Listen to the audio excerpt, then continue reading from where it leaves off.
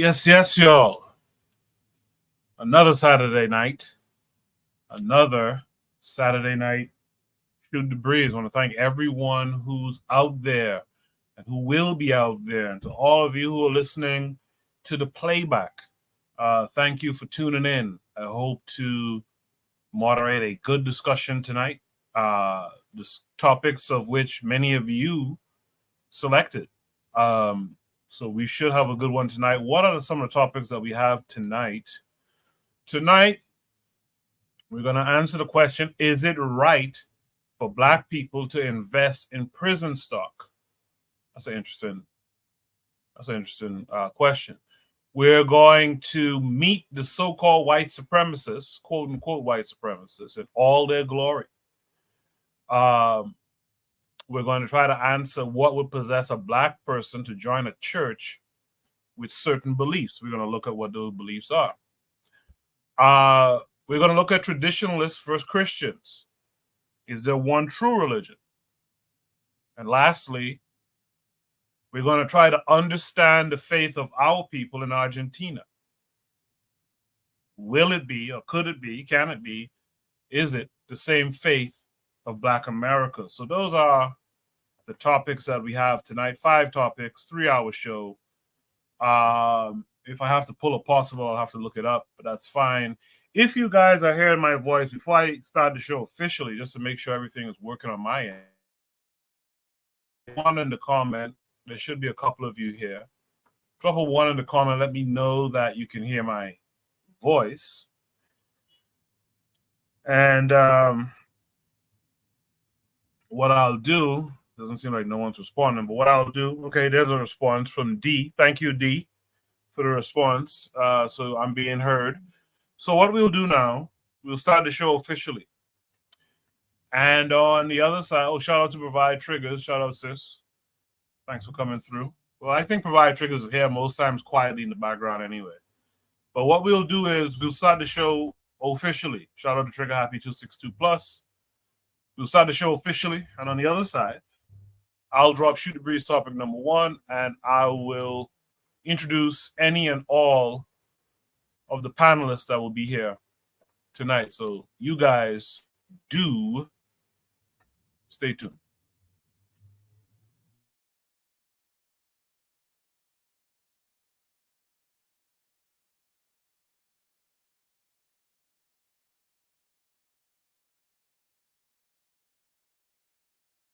You are listening to the Bitter Medicine Podcast on KWAZ Radio.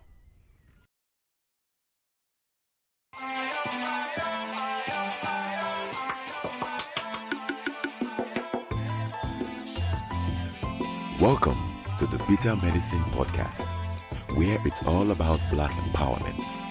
Our show focuses on Black news and entertainment, arts, science, economics, history, people, and strategies that uplift, empower, and motivate Africans within the diaspora. And now your host, whose favorite color is black, Goku.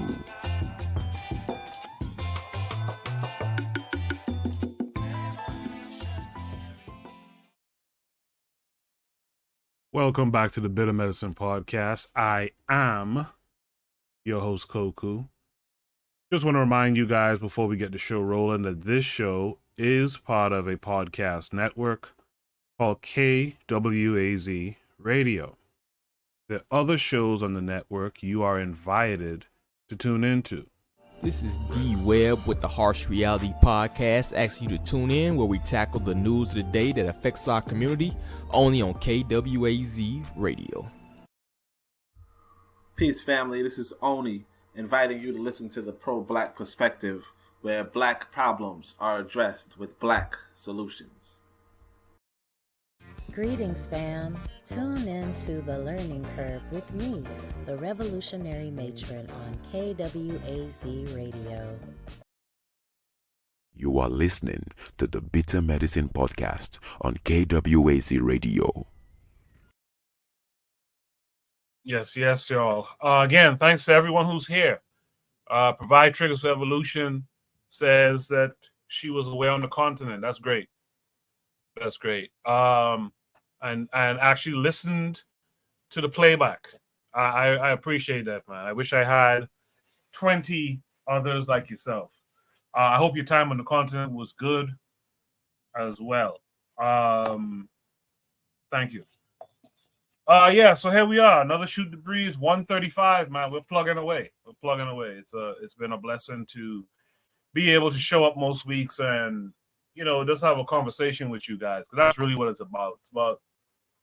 It's about speaking with one another, learning one another, and trying to change some things that we see around us, man, to make us closer. Without further ado, let me welcome in my panelists. Provide Trigger says it was great. That's great to hear. My panelist so far is Oni. Oni, how are you this week? I'm good. Everything's going smooth with me, man. How are you? Good. I'm great. I see you reached chapter 13 of your 21 chapter book. Oh, yeah. Finally. Whoa. I was just wrapping up some it's good, man. That's good. Yeah, that's good. Let's welcome in our other panelists, our boy Buana. Buana, how are you this week? I'm good, brothers. How you doing, man? Cool. Oni said that he reached chapter 3 of his book. So I mean, he filled out the last 12 chapters with pictures or something like that, like coloring pictures and shit like that.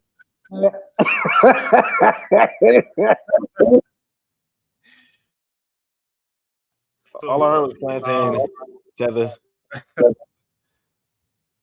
Yeah, man. Good stuff, man. Glad to see you guys, for real. Looking forward to that book too, by the way. I was just telling Camjiverse on Twitter too. Looking forward to when this brother puts together a book, man. We gotta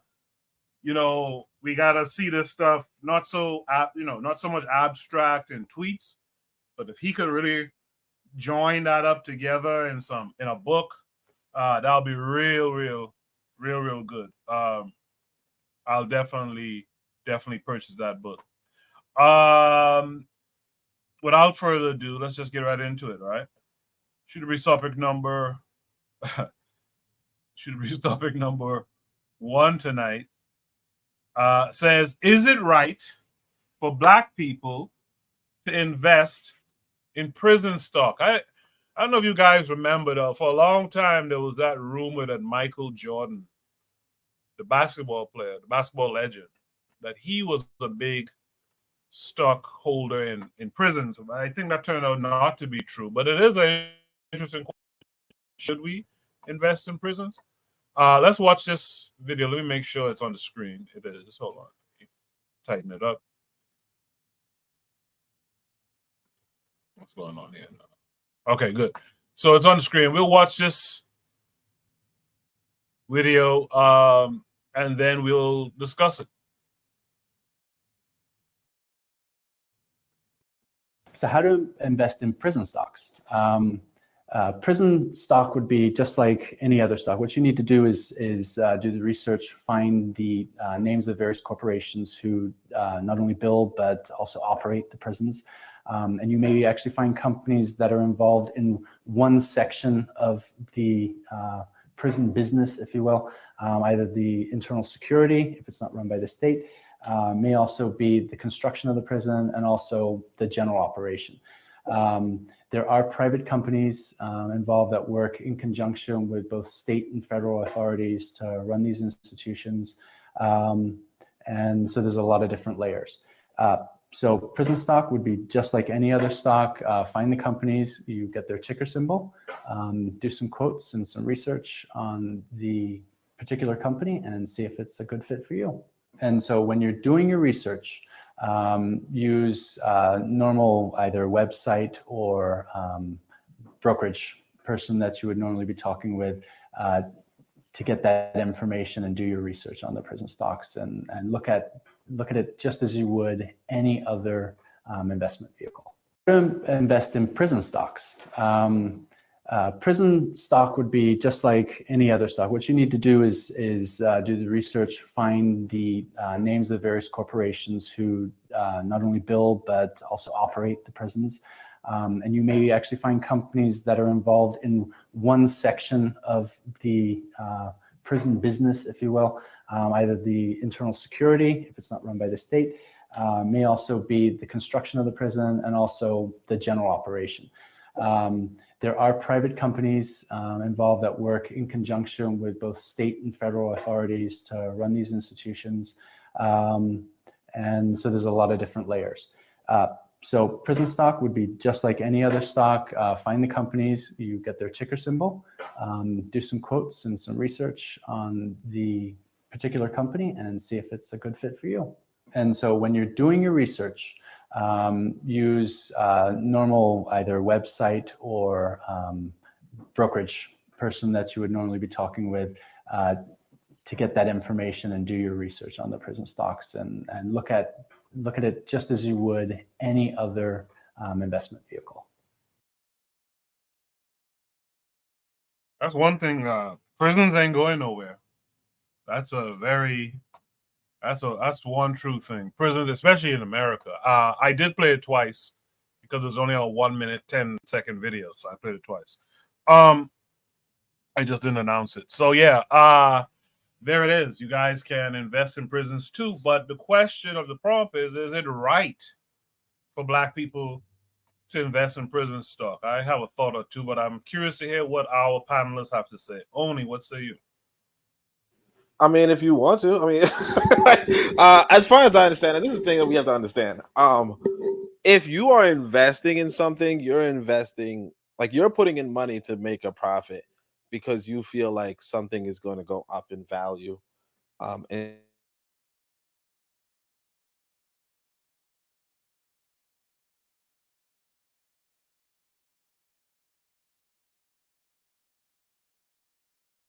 Looks like we lost Oni. I thought it cut out.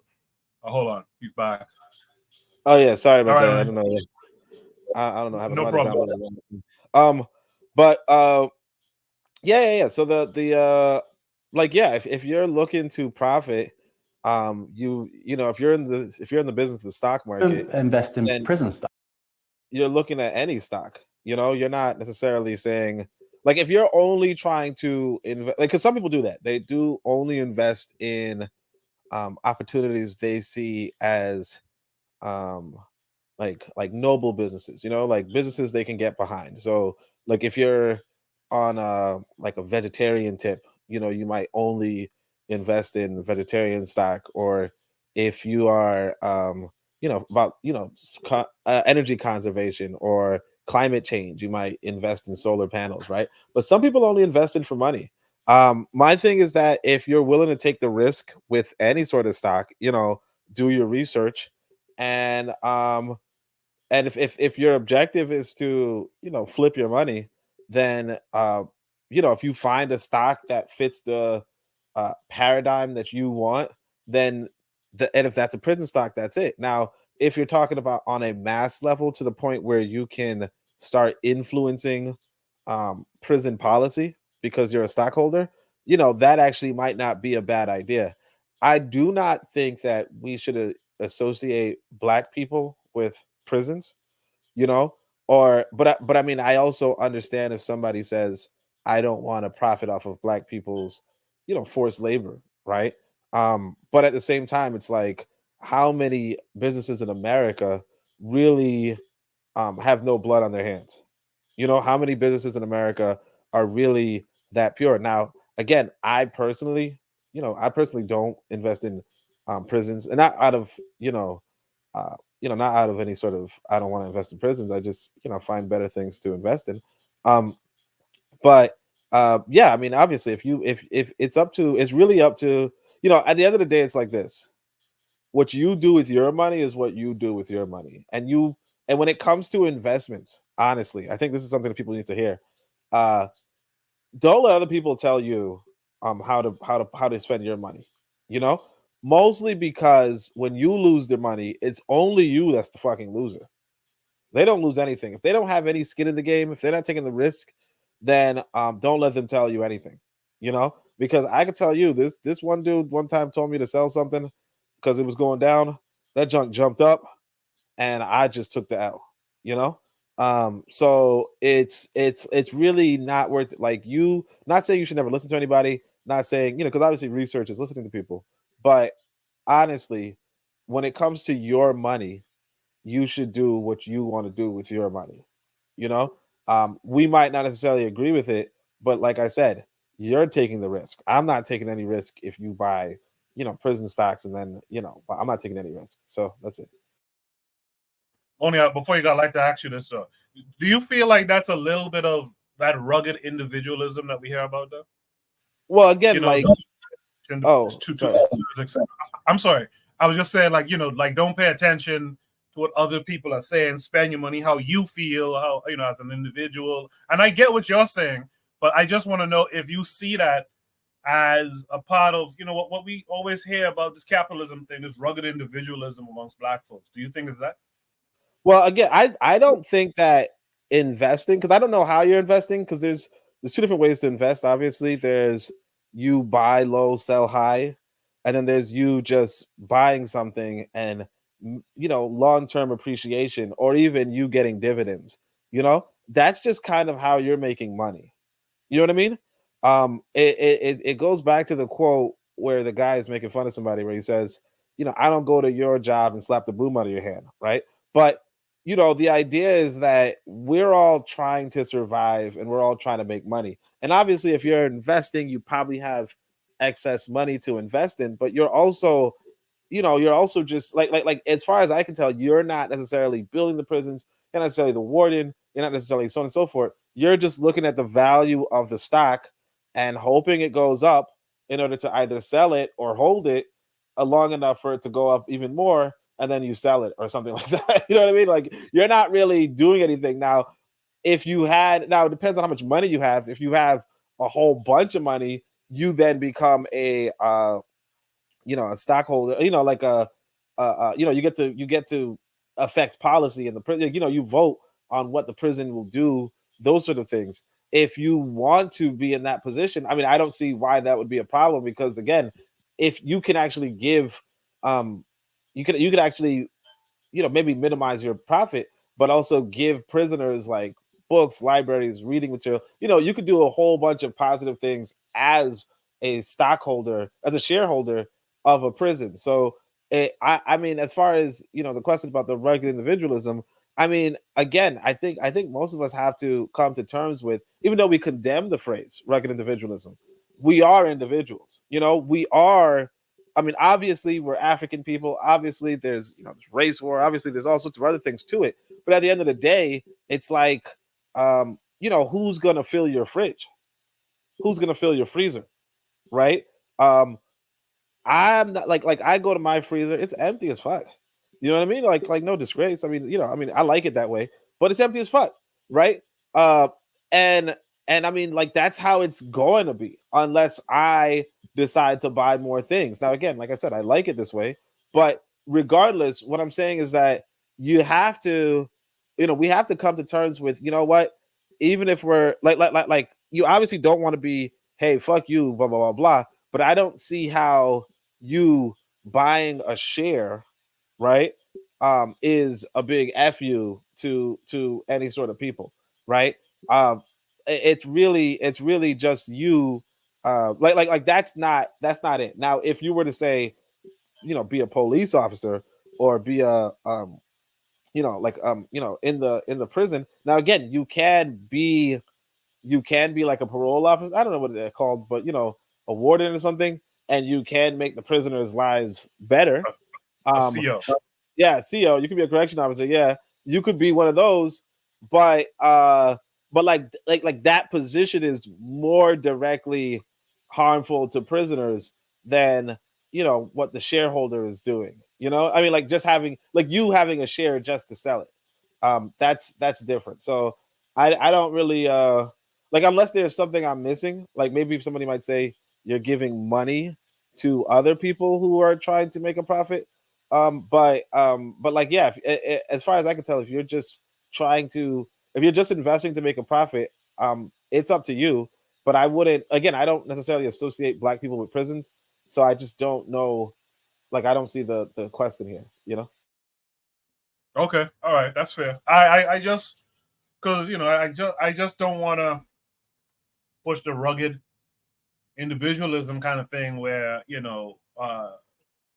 F them, I'm gonna make my money. And I've heard that said before on Shoot the Breeze, like, I'm gonna make my money. But yeah, okay, thanks. Trigger Happy in the chat says, in the system of capitalism, there's no room for morality. Invest in anything. And he puts up the shrug emoji. He says a different system spells that this is egregious and goes against our people who suffer the most out of this. Provide triggers for evolution says, I think not, as it is another form of the commodification of black bodies, similar to investing in slave ships of yesteryear. So we get their stance on that. Sister Raw is here, saying greetings to me and the whole yard. Appreciate you for being here, Sister Raw. So yeah, so I think a lot of our people would think along the lines of what Trigger, both Triggers in the chat are saying, right?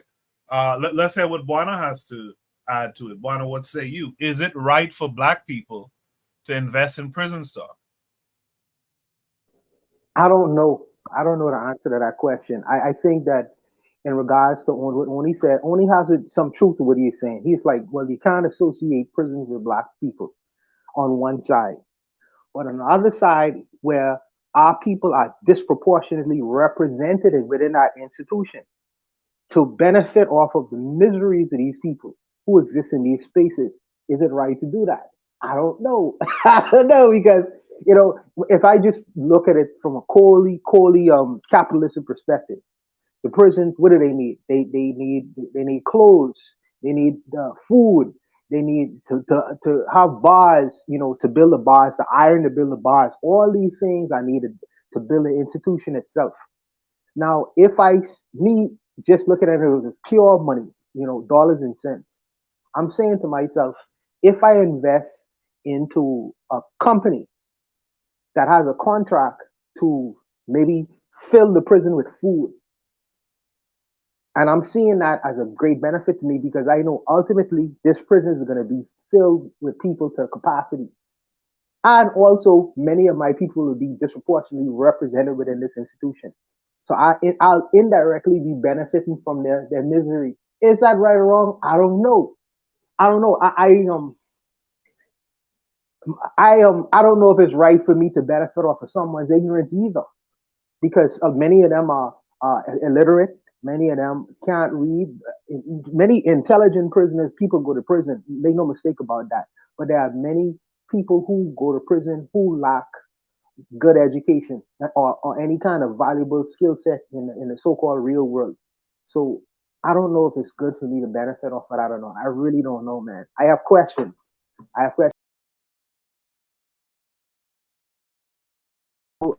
Private prisons are a billion-dollar industry.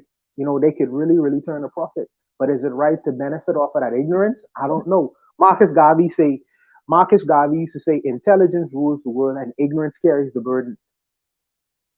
So in understanding that ignorance is carrying the burden, and there's a bunch of ignorant people who look like me inside the prison, is it righteous to turn a profit off of that ignorance?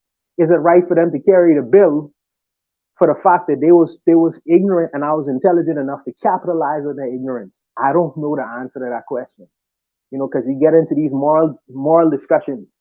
But like when he was saying, it's to associate black people with prisons is not good. But I also know that we are disproportionately represented within these institutions. Is it good for our people who look just like me and you to make a benefit off of that? I really don't know the answer to that question. So I just wanted to put it to y'all guys to see what y'all have to say about it. Well, here's a question for y'all. Like, if there's a company that's doing work that harms the environment, right? They're producing a product, but in the production of that product, it harms the environment. But you can buy stocks, and you could buy low and sell high, and you can make a profit. Is that similar? Because to me, I wouldn't want to be a part of that. But is it similar to this situation? If the prisons are harmful to our folks, right, disproportionately, should we view it as though it was like a a company that was harming the environment. What say you guys to that? Anyone can answer. As only was saying, it depends on how you look at a thing. It depends on how you look at a thing, because on a conscious level, you could tell yourself literally anything, to make yourself sleep at night. But if you are able to put two and two together and say, well, if I invest in this company, I am harming the environment. I am causing greater problems with that environment, and I still make an investment in it. I think that is something that's a personal thing. That's a personal thing. I think that every man has to answer is his own conscience.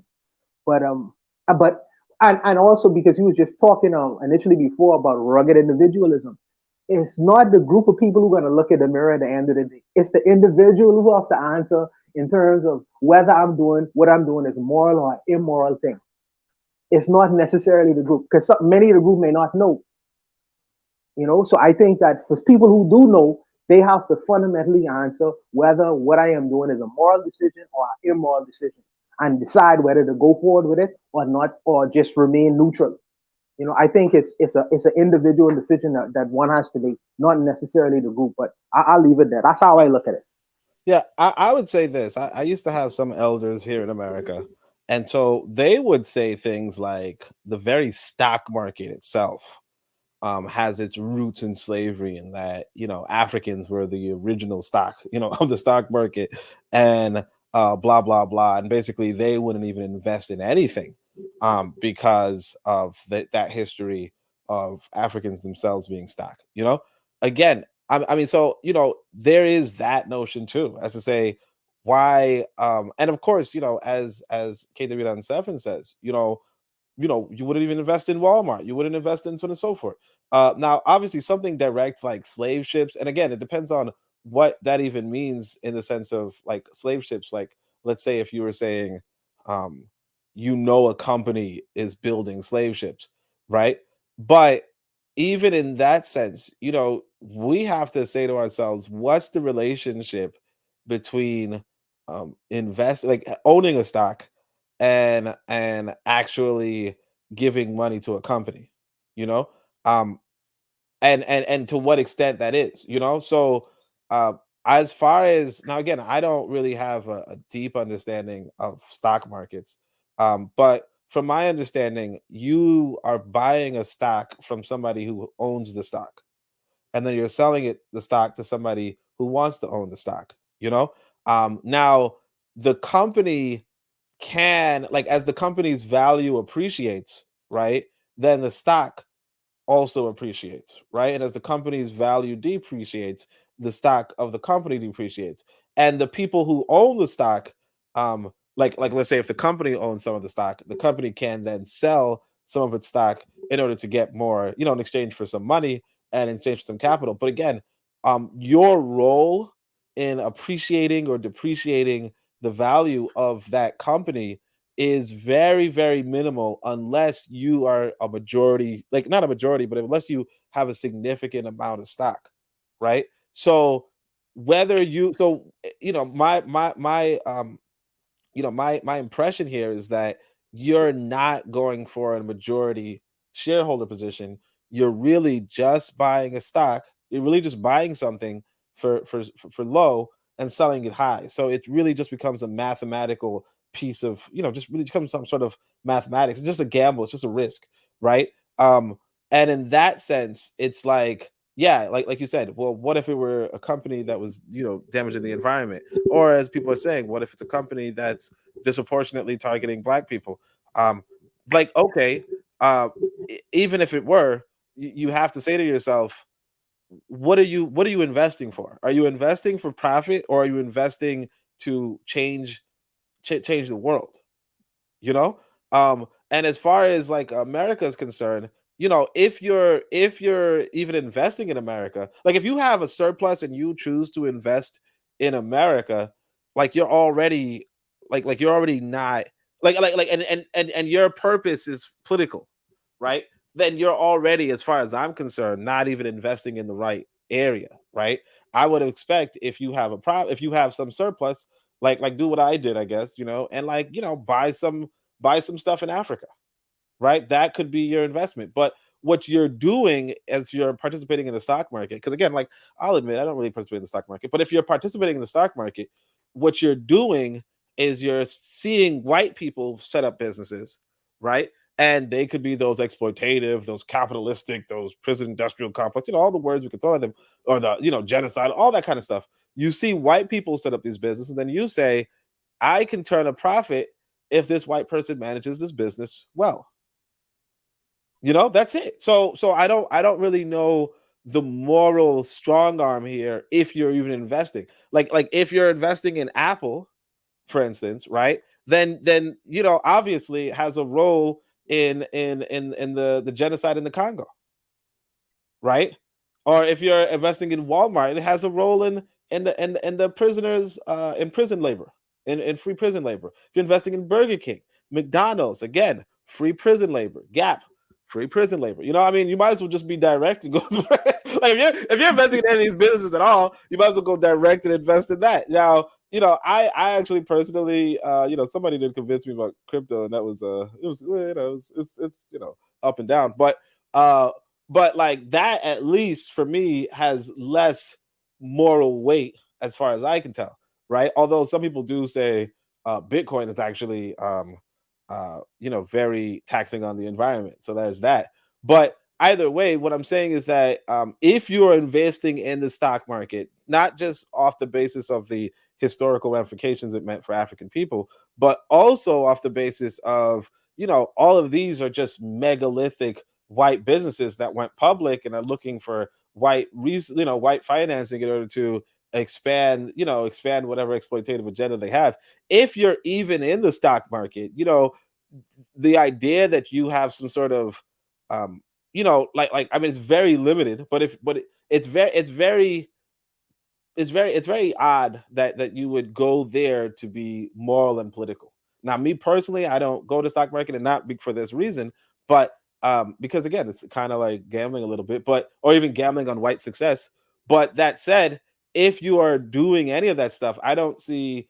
I mean, if you're like, I'm guessing you're there to just turn a profit like people do with crypto, and in that case, I can't necessarily condemn you for just wanting a profit, because again, if we were talking about America, I'm assuming 98% of us that are working for white people, right? And we're doing that. We're furthering this white agenda. We're furthering this white empire because we personally, individually need to survive, or because we personally, individually need money. And if I were to condemn, somebody for investing in stock market, I might as well condemn somebody for working in Walmart.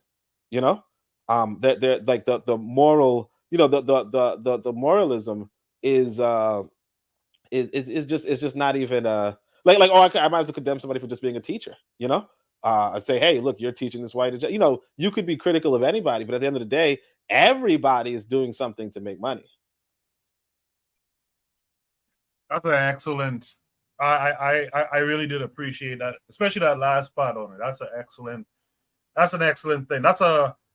I kind of look at that as a kind of a slippery slope. You start condemning those things, like someone owning a stock in this stuff, and then when you come to find out the dude is working, or the lady is working at Walmart, or one of these places that benefit off of slave labor, prison labor and all that kind of stuff. It's a wow. The situation out here is real dire. But I'll ask her. I do have one more follow-up question, which is, before I introduce my next panelist, which is it okay, assuming that the prisons are run, managed, owned by Africans, is it okay to invest in prisons on the continent? Is that problematic? Any one of you two guys could answer there quickly, and let me try to. I know. Bond is gonna be mad, but let me say this. The Europeans, I think maybe the Dutch or the those type, right? They have prisons that are really humane, really really treat their prisoners well, just kind of like almost like a vacation, just keeping people away from society, but also keeping them fed, keeping them exercising, keeping them reading. They're connected to the internet, all that kind of stuff. The abuses in the American prison, and of course the Caribbean prisons as well, is maybe a relic of colonialism, obviously, but it's not necessarily the case that a prison has to be a really bad experience per se. So if you were, so again, it would depend on what's the profile of a prison. But what I'm saying is that even some Europeans have prisons that are kind of on the humane side, right? That said, I mean, I'm not saying I know of any sort of prisons like that in Africa, but if that's the kind, but again, if you were, there's two parts to it. One is that prisons are a kind of social service. They're kind of a humane way to get rid of criminals. Like somebody is doing something like stealing all the time or breaking things all the time, and you're like, you know what, you just can't live among us. Usually in earlier times, you would just exile somebody, right? Exiling might not be as humane as imprisoning somebody, but of course, the prison system in America is very different, and the prison system in America is the one that profits off of the prisoners, right? So forced labor might not necessarily be a thing in other countries, but in America, it's a part of the 13th Amendment, and that's partly why Black people would be disproportionately imprisoned.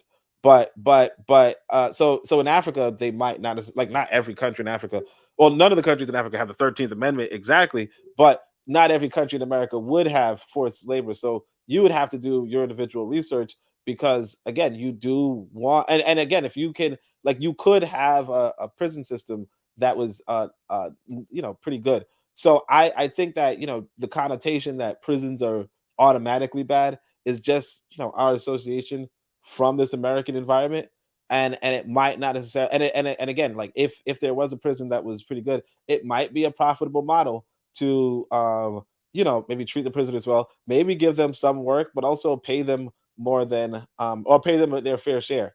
But America doesn't have that, and so it's a little bit different.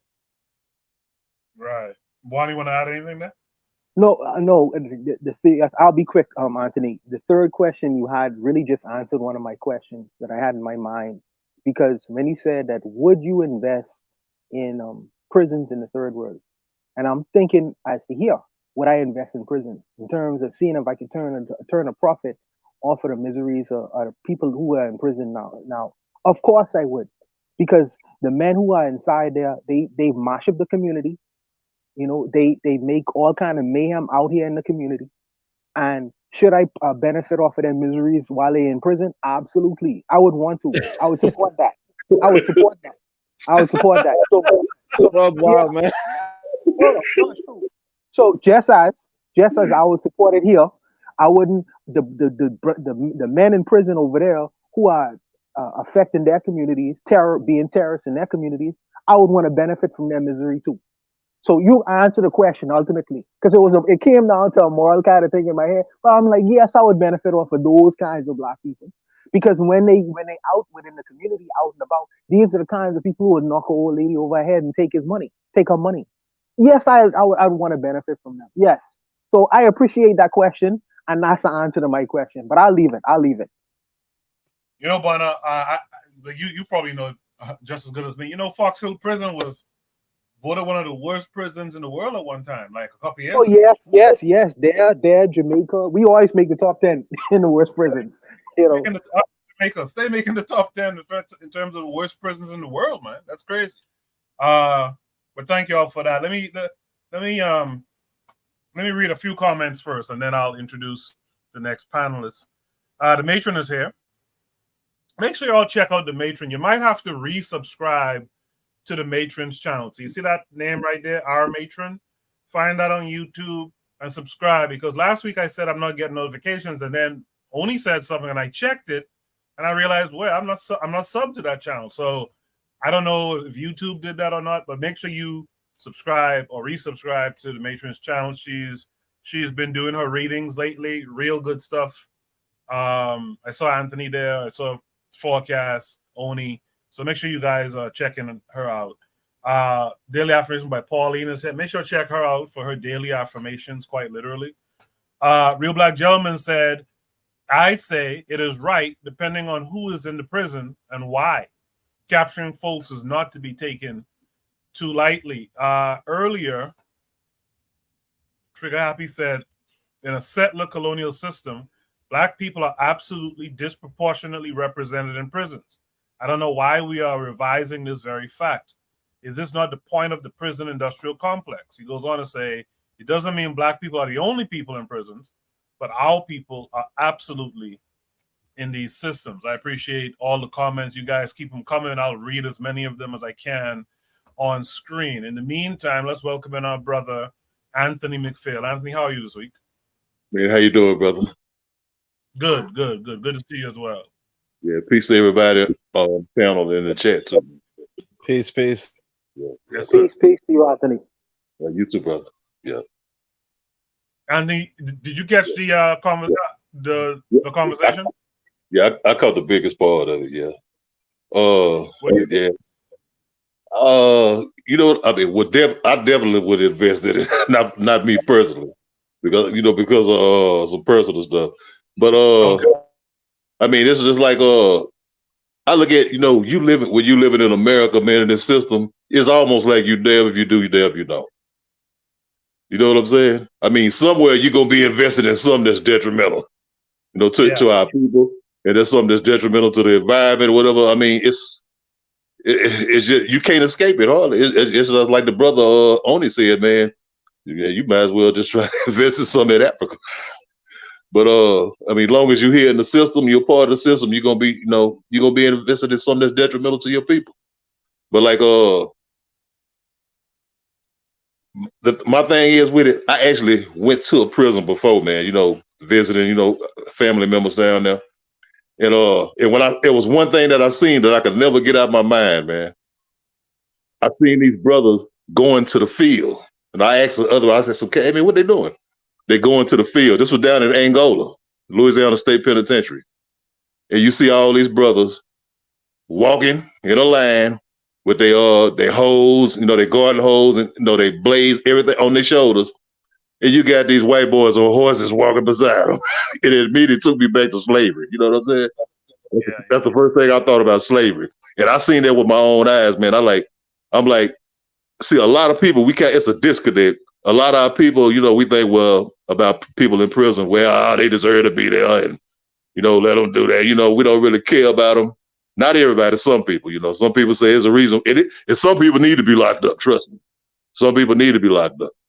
But that disconnect, I think it kind of, I think it's a problem, man.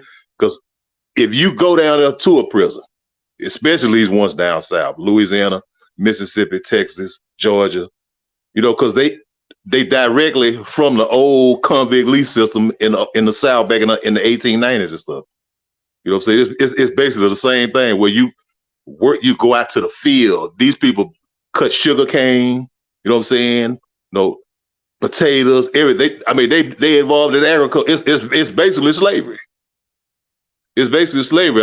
I think probably in the north, like in New York or something, it's probably a different kind of prison system up there. I don't know what, but I know down here you go out to the field, man, and you work all day. You work all day. And I mean, it's just too much like slavery to me, man. That's what I think of it, So no, man, I couldn't never invest in nothing like that. But at the same time, like as long as you're in the system, you're gonna do something that's detrimental to your people, man. And I leave it at that, man. I ain't gonna hold up nobody. No, you ain't holding up that. That's a good.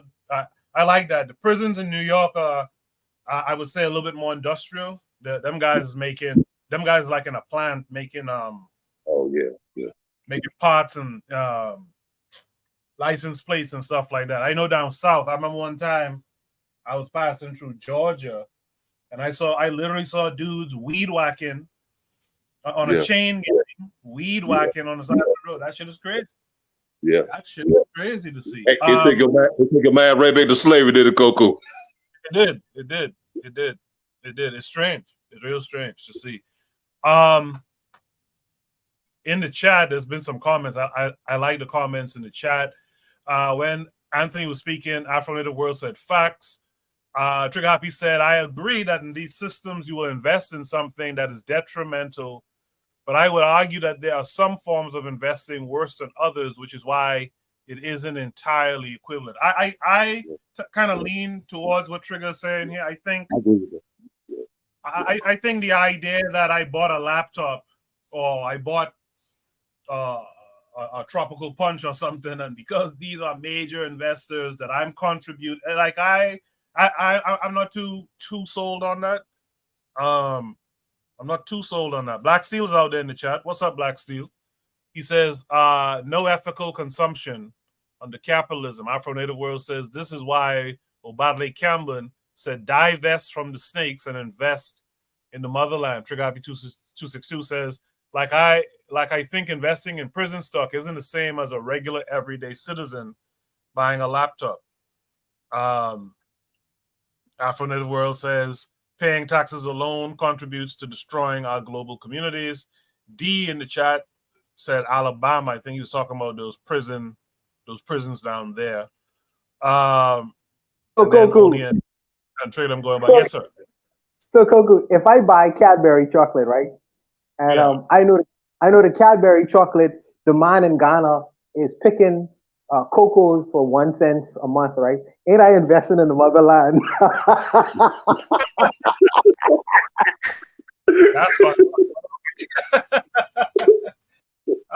Boy, that's messed up, but okay.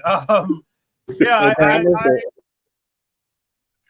I just don't know if me just carrying out commerce, me just buying something, I don't know if that makes me as culpable as these people who are searching and arresting and incarcerating our people, except and mistreating them and all that stuff. I don't know that.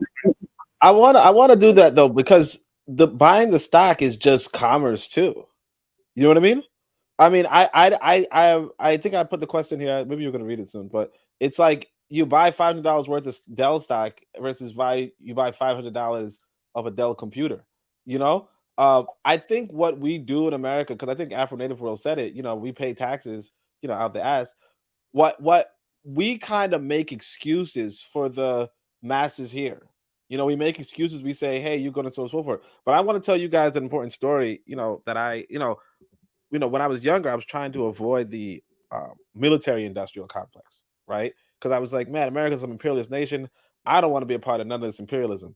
So that was part of the reason why I studied astrophysics, right? I was like, there's no way looking at a bunch of stars, looking at the moon or some shit, right, is contributing to the military-industrial complex. Wrong. Okay?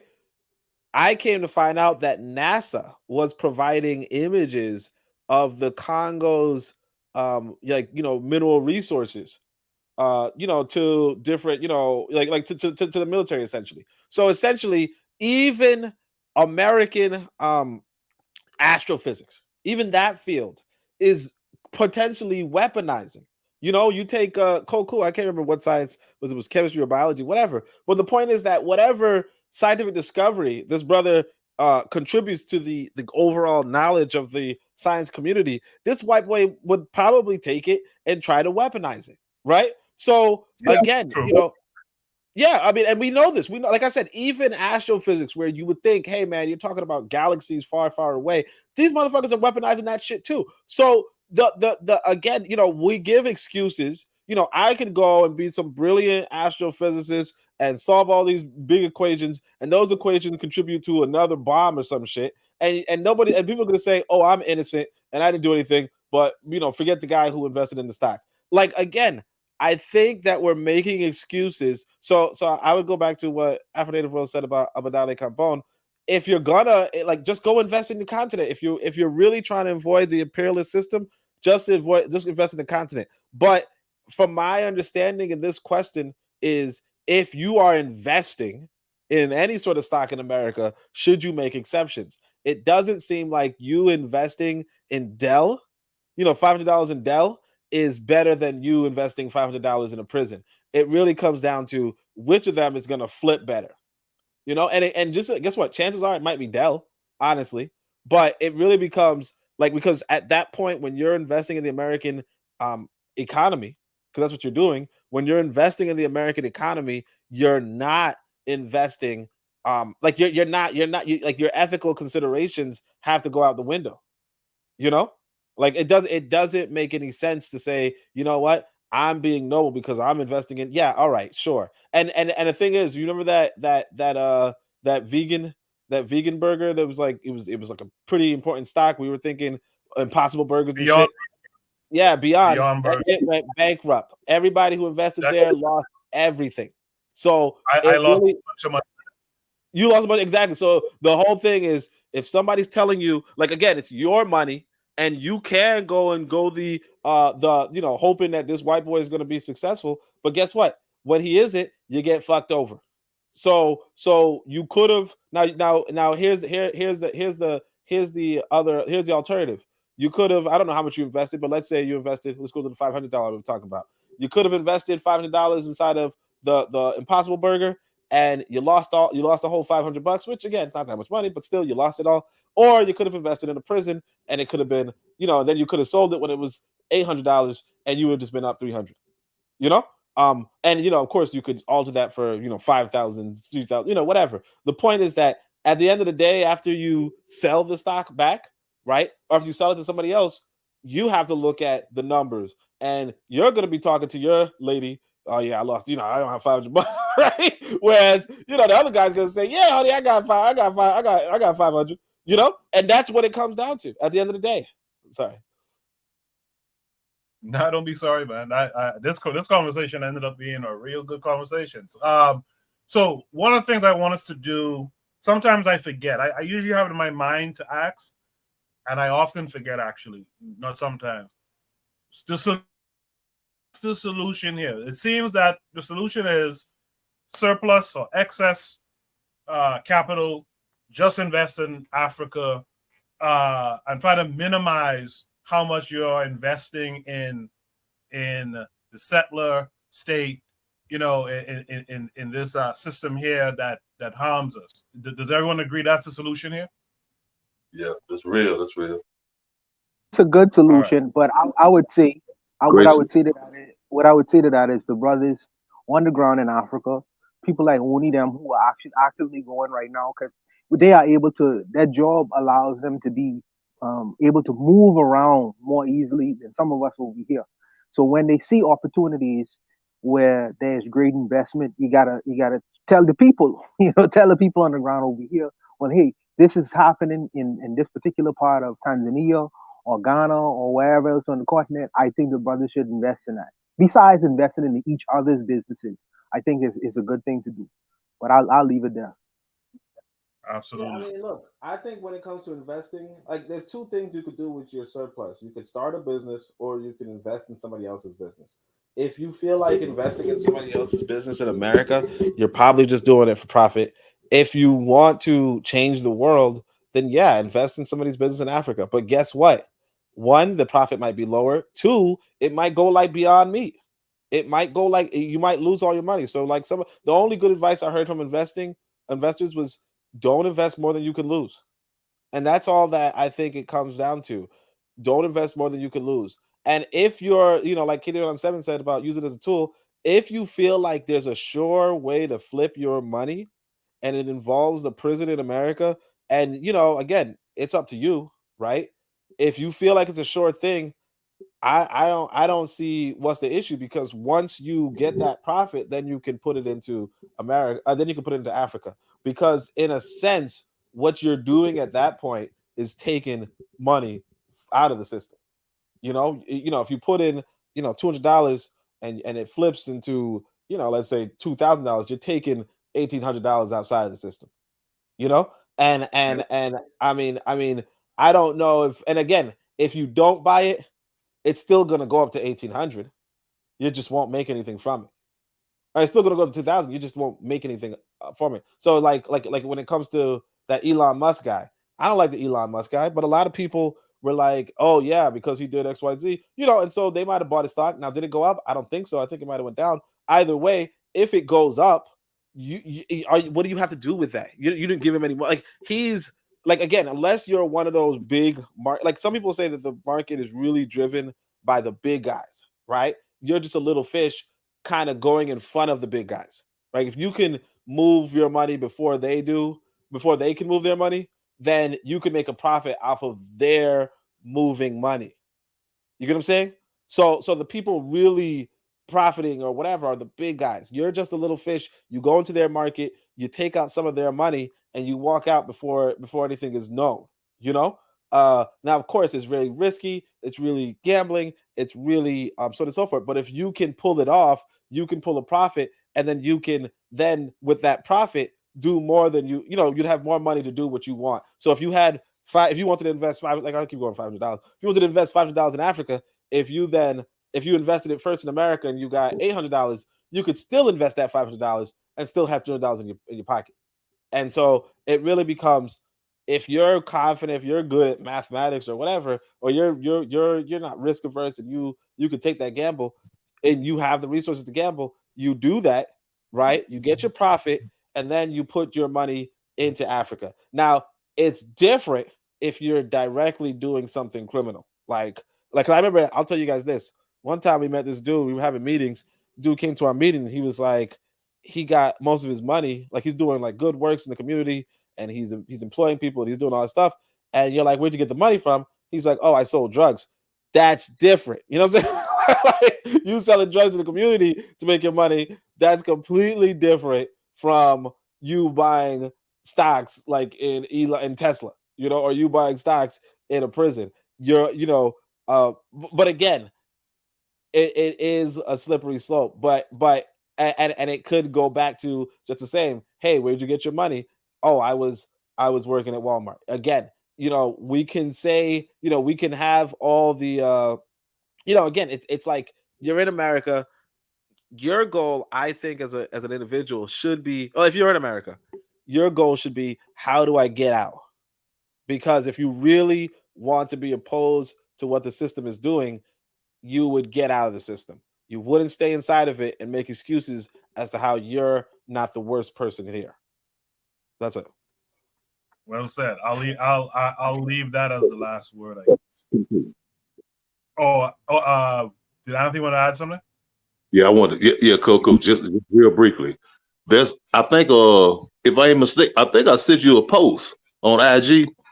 It's this sister over in she's in Zambia. Her name, they call it, her Instagram channel is Gia the Goddess. Yeah. You see, and she's a sister from here, African in America. My one of our sisters. She's involved in mining in Zambia. And she's doing a lot of big things, and she's calling for investors from the diaspora, not just America, but all over the Caribbean, to work hand in hand with the local brothers and sisters in Zambia, to get involved in the mining thing, and she's got like the government, they gave her like 200,000 acres. You know what I'm saying? And so I would say that's something to look at. It's a sister from the diaspora who's involved in things, some things that we could look at it and think about investing in. That's all I want to say. Yeah, I reached out to that sister to interview her. Yeah, and I'm not trying to shit on the sister at all in any way, but she asked me how many listeners do I have?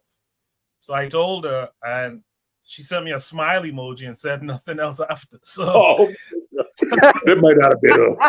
It might have been somebody else. You probably didn't think Coco was serious. So I was okay. I talked to her, man. She got a webinar coming up. But I think look at it, man. Just check out though. Talk to her about coming on as an interview on the show. I tried to get her. I did. I put you on. I sent your stuff to the information to her. Okay, thank you. I appreciate it. That's why I appreciate it. I should be having 9 over Febby, and the brother Pa Benny, who's Bakari's spiritual advisor. I had a conversation with him this week. I should be interviewing them in the coming week, so we'll see. Okay. But that was a spirited conversation on that topic. I really do appreciate all of you in the chat and all of you up here, of course. But for time's sake, let's move on to Shoot the Breeze topic number 2 tonight. Shoot the Breeze topic number 2 says, meet the so-called quote-unquote white supremacists in all their glory. This came with a link to YouTube. we'll play a few minutes of this, and then we'll discuss. Tell me about if Donald Trump does not win, what do you do? I hope that I'm going to die. You want to die if Donald Trump doesn't win? I don't want to live like this anymore. You like our country the way it is now? Hard for me to give credit to a person like Obama for all the reasons that I think are true about him that is not in the mainstream media. Like what?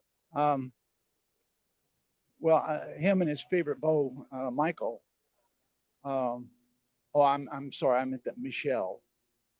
And I could go on. There's no sense in going further than that. All right. I mean, his wife. I mean the person that he cohabitates with. Yes. The mother of his two daughters. Okay, say what you want, but I don't believe that for an instant either. I don't believe that Michael had any children. Michael who? One that you call Michelle. They were. Okay, all right. I think we can suspend this conversation because I don't agree. You don't agree with that's his wife? I agree that's his mate. No, I think they've been after him so long that all this is just a witch hunt like he described it.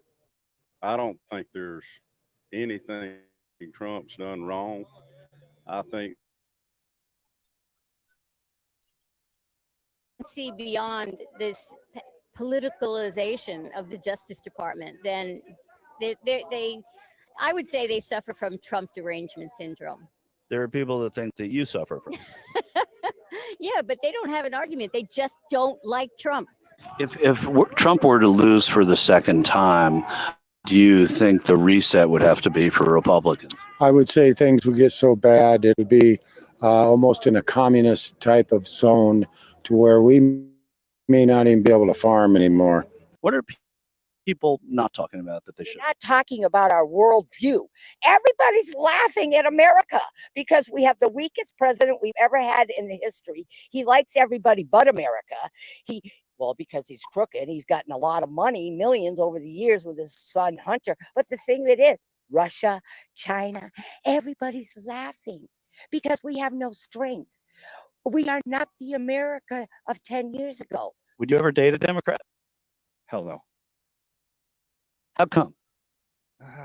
What if she was just the greatest girl, the kindest, nicest, beautiful, had the same sort of social values as you, but she voted for Democrat? Maybe date her, but I couldn't marry and live with her. It's too much. What does woke mean? Woke means, to me, it's like policies and in the schools and companies that are forcing people basically to just go along with the tide. When a lot of people don't even want it, but they're just doing it because they don't want to fight. So like LGBTQ rights, is that forcing people to? Not rights. I mean, like I said, everybody should have rights, but it's really being forced upon children in schools. Like the things that are being taught to them, like they're having parents don't have rights anymore. Like the rights of parents are being diminished, and the rights of the government and the school system are being expanded, and so our kids are in danger. I mean, kids are getting mutilated and making choices like, if you had like a 10-year-old kid, would you let them get a tattoo? Would you be like, yeah, you think you should get a tattoo? Yeah, sure, get a tattoo on both arms. No, you wouldn't do that, but we're letting kids decide at like young teens and young 12-year-olds that change your life forever, cut off your body parts. The gender reassignment, that's what you're just all those things. Like those things should not be encouraged in kids. But I don't think she'd pass the physical to be a man, or to be a woman. I'm sorry, to be a woman. What gives you that thought? I have lots of reason to believe that. Do you think Melania Trump is a man? No. Why would you think Michelle Obama is a man? I'm genuinely curious. Well, do a little research. Just do a little research. But that's like out there. What's out there is the fact that her walking out in a skirt, and there's an obvious bulge where there shouldn't be one, and it's not contained. Dancing on the stage with Ellen DeGeneres, there's an obvious disparity in her gender. They went after Richard Nixon, they went after Bill Clinton, and now the courts in several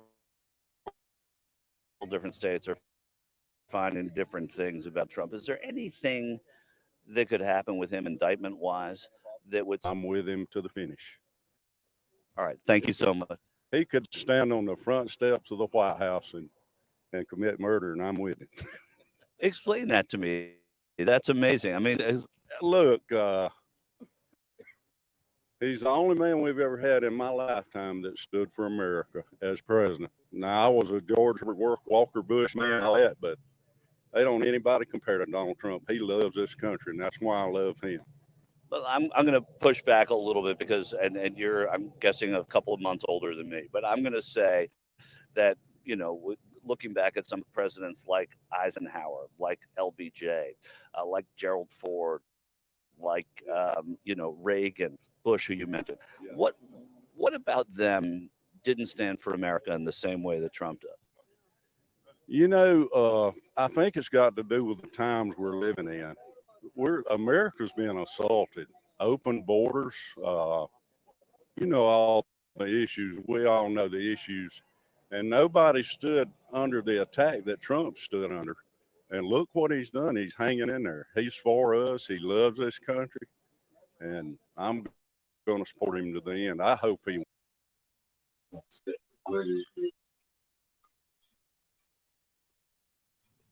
I hope that white boy Trump wins. What a piece of shit. Yeah, this is why I don't like the white supremacists. Because anytime I see these so-called white supremacists, these kind of goofy bucktooth white folks, you know.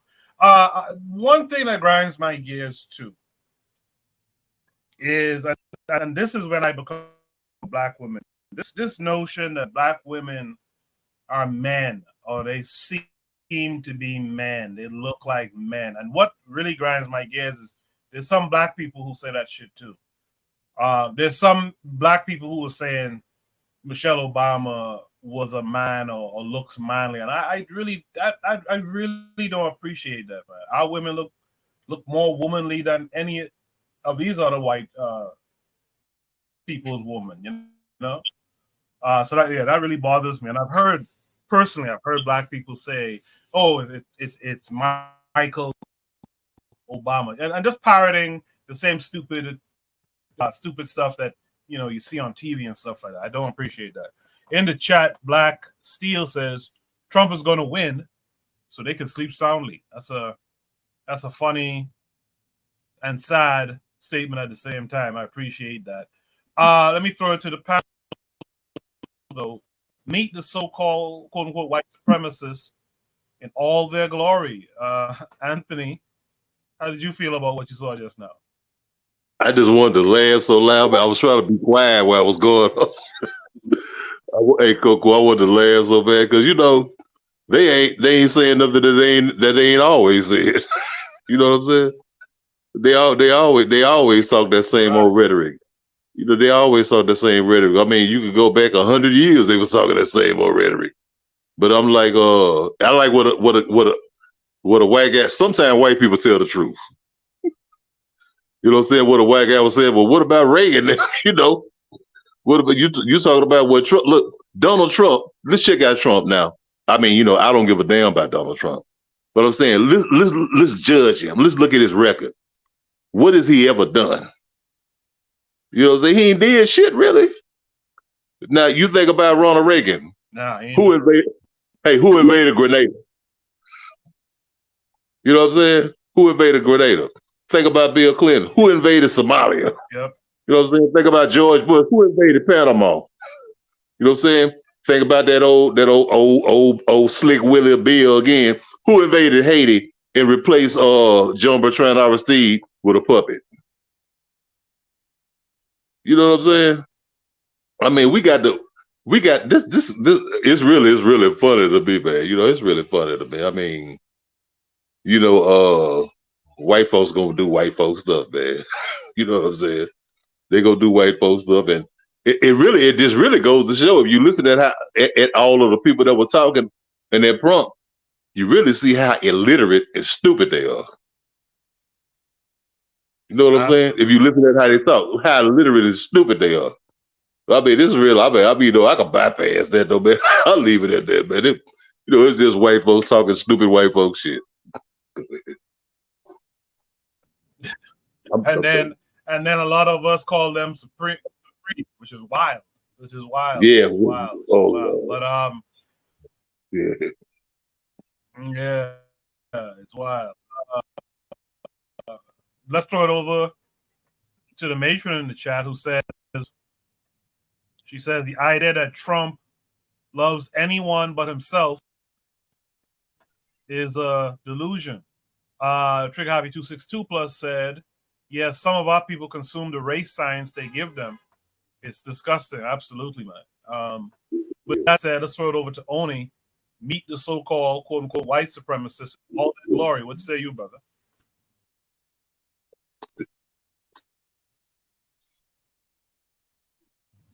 Can you hear me? All right, yeah. Sorry, I was. Yeah.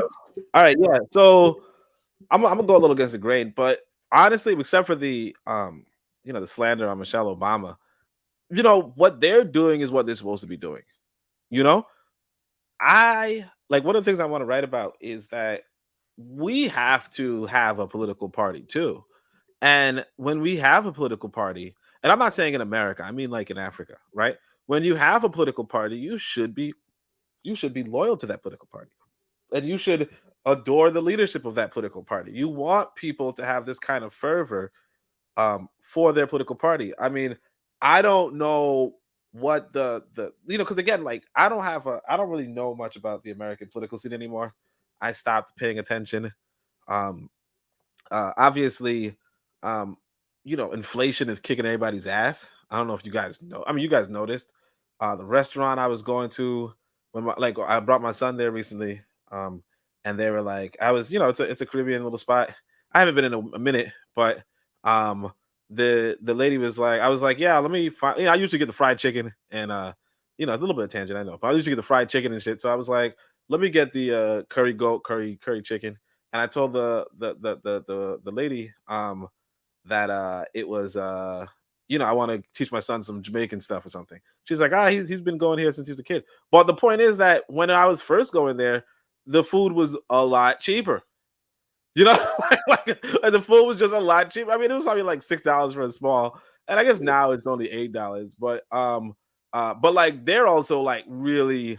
Oh no, it's actually probably more than $8. But still, they're like really pushing back on like they're really slow pacing the inflation rate. But what I'm saying is that people are frustrated with the government as it is, and we have to not make light of what a political party in America means. In America, the winner takes all. And takes all, we mean they hold the power of the government. I think Anthony might have been saying that Trump really. I mean, I'm not a Trumper. I'm not a trumpet, obviously, but I think they were saying that Trump really didn't do, like. I remember one person was challenging me because I was kind of like, "Ugh, get rid of Trump" type shit. But somebody was like, "Yeah, but did he do any wars?" You know what I mean? Like, did he really do anything that was so? Like I didn't really care at the time, but with the inflation and with the lack of paying for my damn student loans. Sending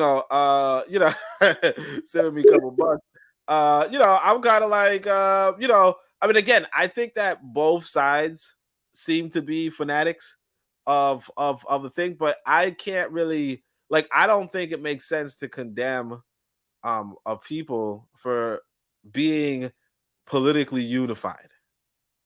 Or even though they are divided as white people, between the two parties, the fact that they have this sort of political allegiance, the fact that they have they have a leader that they have in mind that's even though Matron says, hey, look, the guy's selfish, yeah, sure, but the fact that they have a leader that they can go to, that a leader that tries to appeal to them, you look at us, particularly in America, who's our leader? What are we? Who are we loyal to? I mean, most of us, if we're really being honest, are loyal to this guy Biden.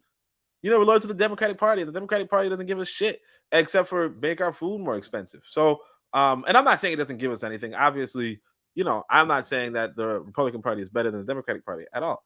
But what I'm saying is that, what these white people are demonstrating is, I mean, like we might, tend to be, hey, look, we're free thinkers, right? And free thinking is good, but then you come back to that rugged individualism question, and then you think about what, like who do you want politically on your side more? And I'm actually thinking of some of the, like I guess some dictators were saying we actually prefer the people who aren't free thinkers, right? The people who will buy into the propaganda, because at the end of the day, they're the ones that are going to come out and vote. They're the ones that's going to come out and support. They're the ones that are going to come out and finance everything, right? Whereas the free thinker is going to say, yeah, I like what this guy is doing in Burkina Faso, but what if he's, and they're just not going to do anything. So it really, what we're seeing, besides from the attacks on Michelle, which I wouldn't approve of, but again, if I were a white person, attacking a black man's wife might be something that I would do. Now, of course, I'm not a white person, so I don't appreciate it. But I mean, if you can get white people, like the fact that white people can get themselves riled up to hate on black folk and to be unified and united around not just their hatred, but also just supporting a particular dictator. I can't necessarily, like, I could say from a black person's perspective, oh, that's not good. But these white people are not living for my behalf at all. So there's that. That's all I'm gonna say. Appreciate that. Only in the chat, Bakari is out there, but Bakari says free thinking is not always good. By the way, black people is not free thinkers. Zulism earlier was talking about Biden 2024. Now he says, which country did Trump invade and bring down personally? Biden 2024. Steele out there says you shouldn't be loyal to any political parties, only loyal to your agenda. Provide Triggers for Evolution says, what say the panel? In fact, I'll leave this coming up, and we'll tackle this follow-up after we get through everyone. RBG, Real Black Gentleman. Wait, is the audio welcome to the panel. Pardon me? No, I was asking if your audio is skipping, or is that my computer? Yeah, I heard that too. That little yeah, I heard that too. Oh, okay. I thought it was my computer. Okay, all right. Well, this is my thing. Like, well, I just want to say hi to everyone. His computer is skipping. It's been skipping.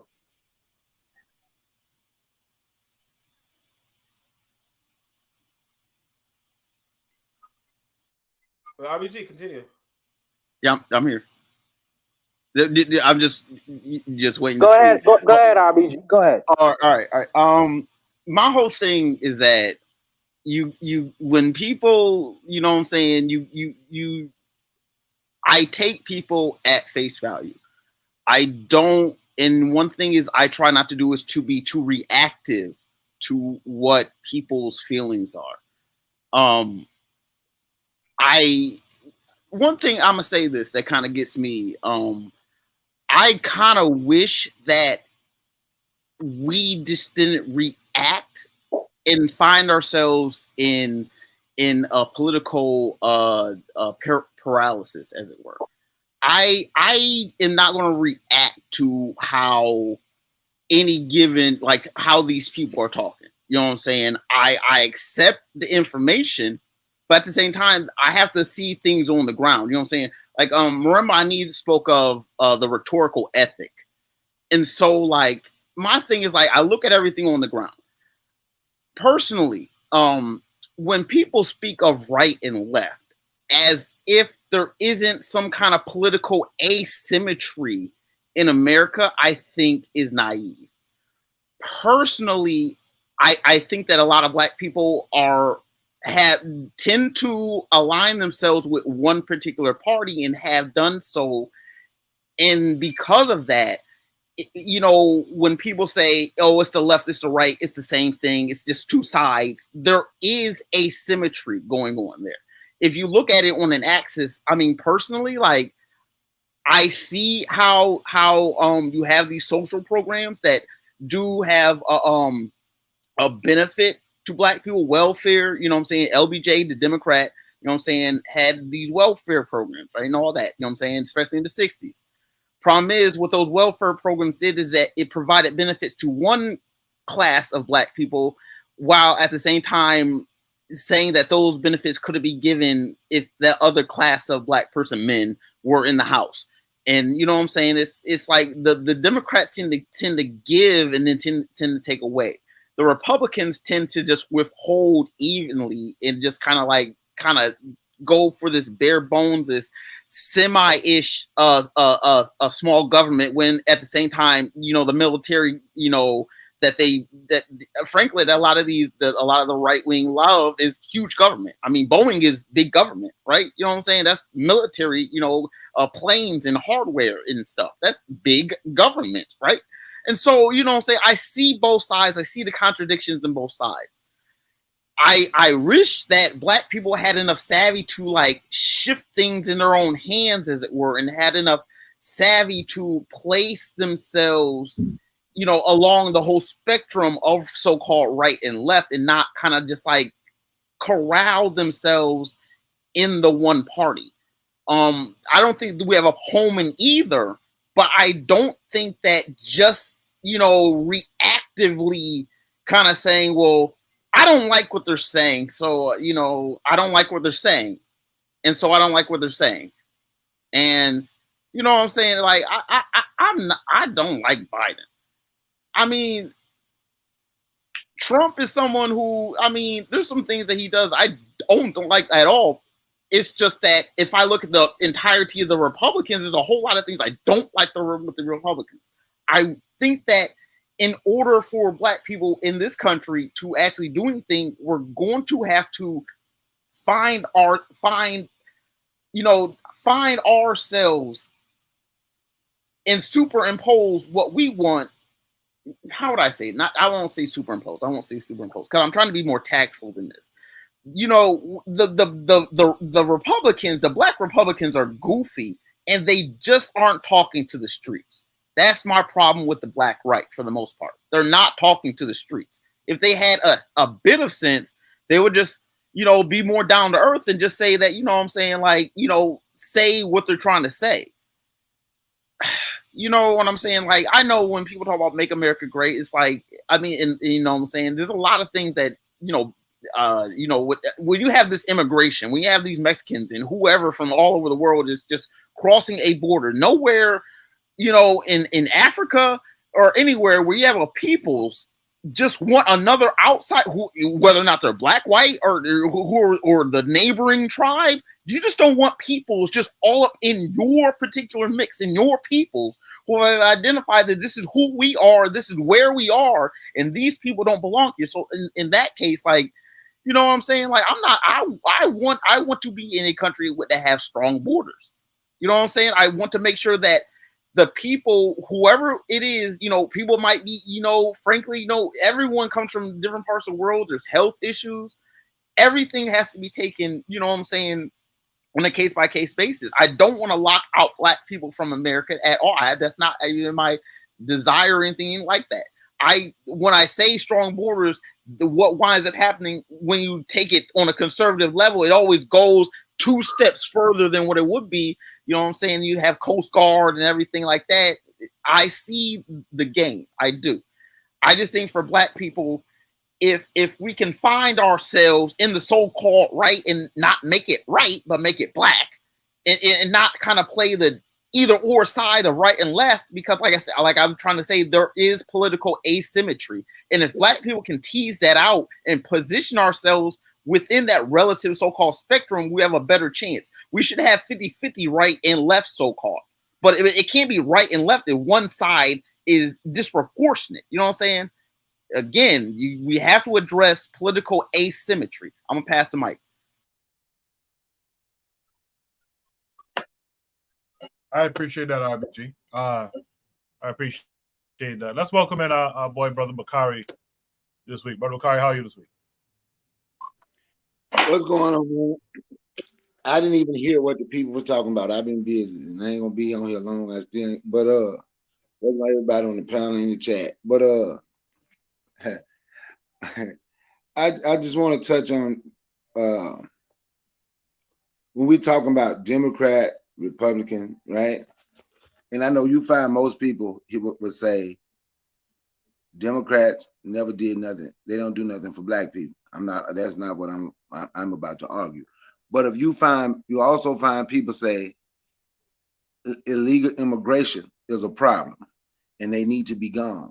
So if illegal immigration is a problem, and they say Obama, they most definitely say Obama didn't do nothing for black folks. And I'm not arguing that point either. But if you say illegal immigration is a problem, then you find the Democratic Party, starting with Obama, deported more illegal immigrants than anybody.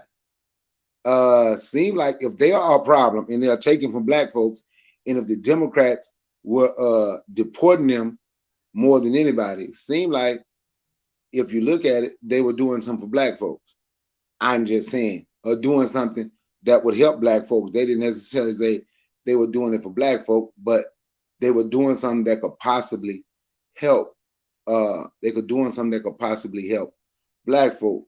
Now, when it comes to these elections, like I said, I was talking to a friend about this today, and the biggest thing that we have and what we talk about is how we don't want to vote because of nobody do nothing for you. They don't mention you. I understand that wholeheartedly.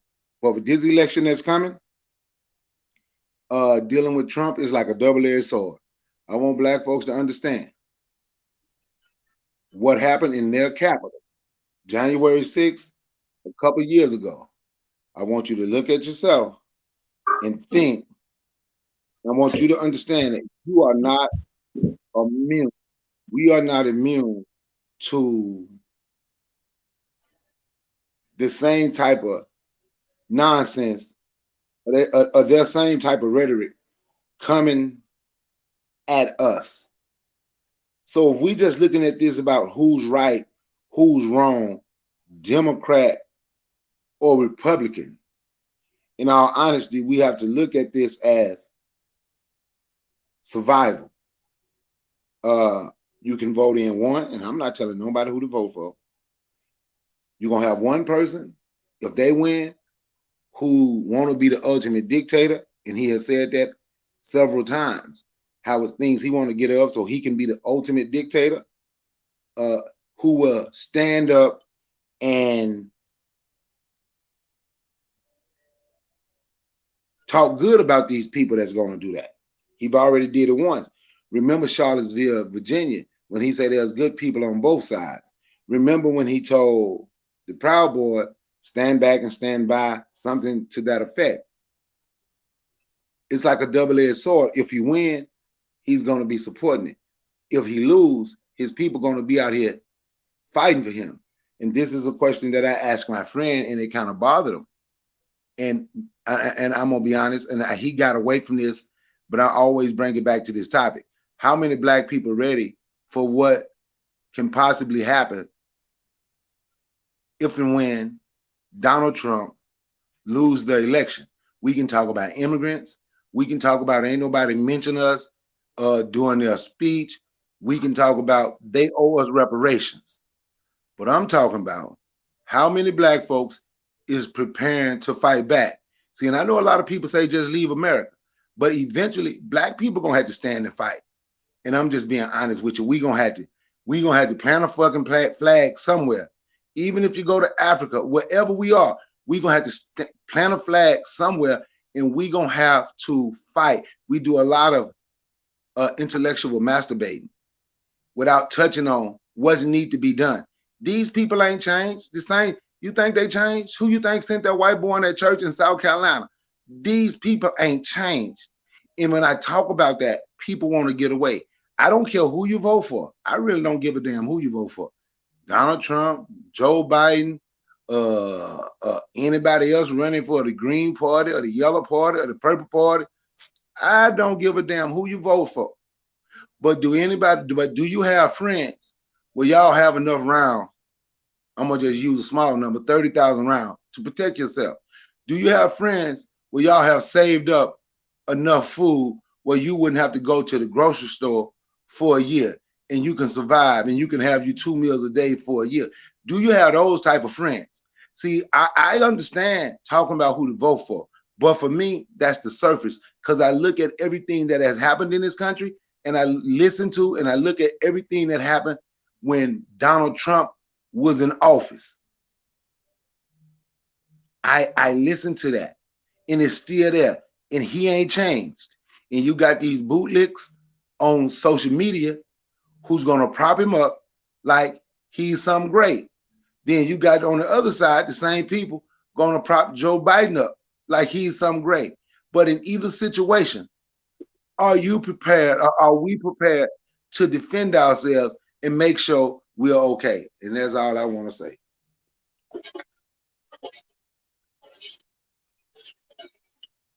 Well said, Bakari. I really appreciate how you delivered that. Well said. With that said, let's go to Buana. I think Buana's the last person to respond. Let's go to Buana.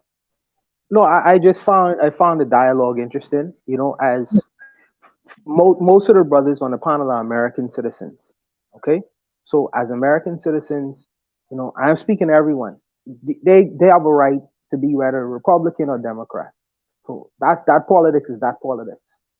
For me, from the outside looking in, I have heard these people, because you could really and truly, I've heard these people on, you know, just being asked questions, and they said, the first guy said that Obama is a man.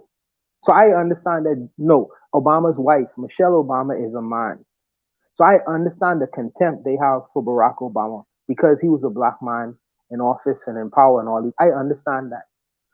But what was interesting in this whole questioning thing is the guy asked the white man, you know, what would you do? First, the first lady said, the first person he asked was the lady. So, well, what would you do if Donald Trump is not elected? She said that she would die. I mean, if that's not the mind of extremists, I don't know what is. Then the other guy said that Donald Trump literally could commit murder in the town square and he would still be on his side. So for me, I'm listening to this and I'm saying that this is out of the bounds of politics now.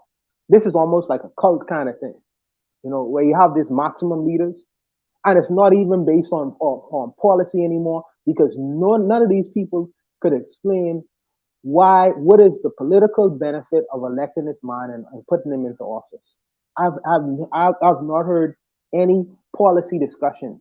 It's only based on his personality. You know, we like him because of this. We like him because of that. I guess the gentleman didn't ask any policy questions, but nothing what came out of their mouths was based off of policy. They just say we like him because of this and that and the third, and they have extremist positions. What is the difference between these people and an Al Qaeda person who say that we believe in Prophet Muhammad and we're willing to die for him? These people are extremists. You know, they don't have a brain in their head. They don't have a brain in their head. You know, and these people about to elect a man, they're about to elect a man because I believe that Donald Trump is going back to power, going back to office. But Donald Trump ain't really the issue because Joe Biden is the issue for me too, to be honest with you.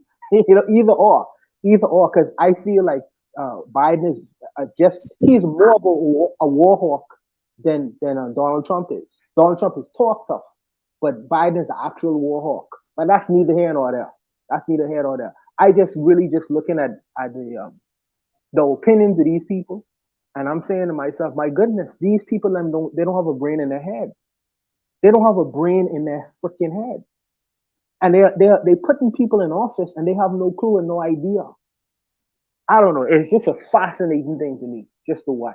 You know? But Brother Bakari say about being prepared, and I want to address that because he is right.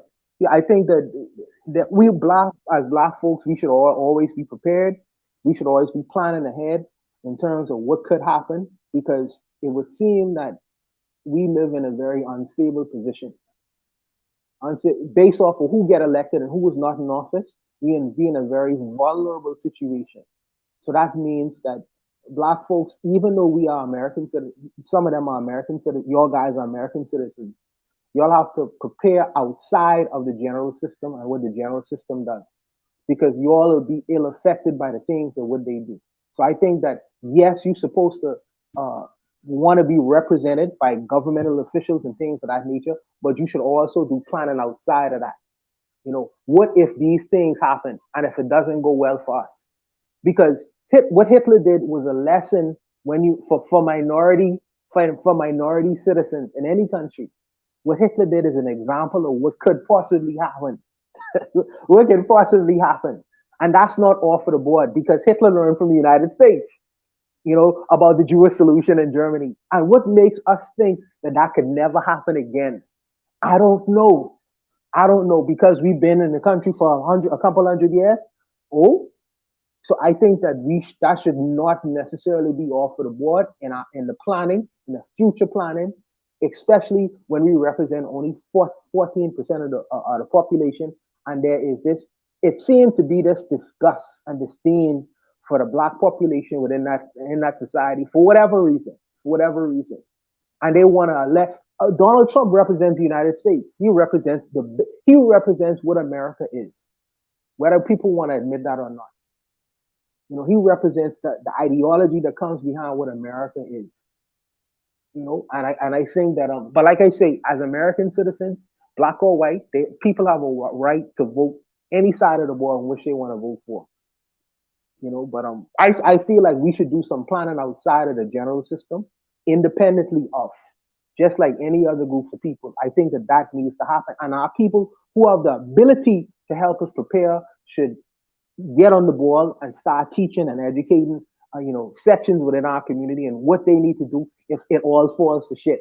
We do need to have our survivalists come on and explain to our people, what if we have no way out? What is the solution? We can't get on the planes and fly to Africa. What now? What next? You know what I mean? So I think that our people, our teachers who are survivalists need to get on the ball and start preparing our people as well. They also have a responsibility. But I'll leave it there.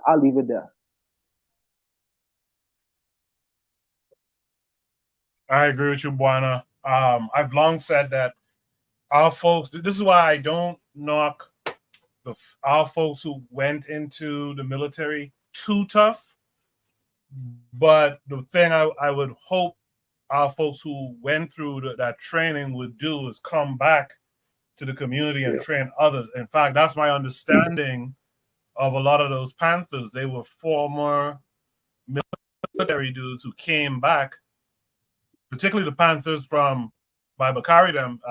What I understand, they were like ex-military Vietnam guys and stuff who came back and basically kind of taught self-defense and stuff.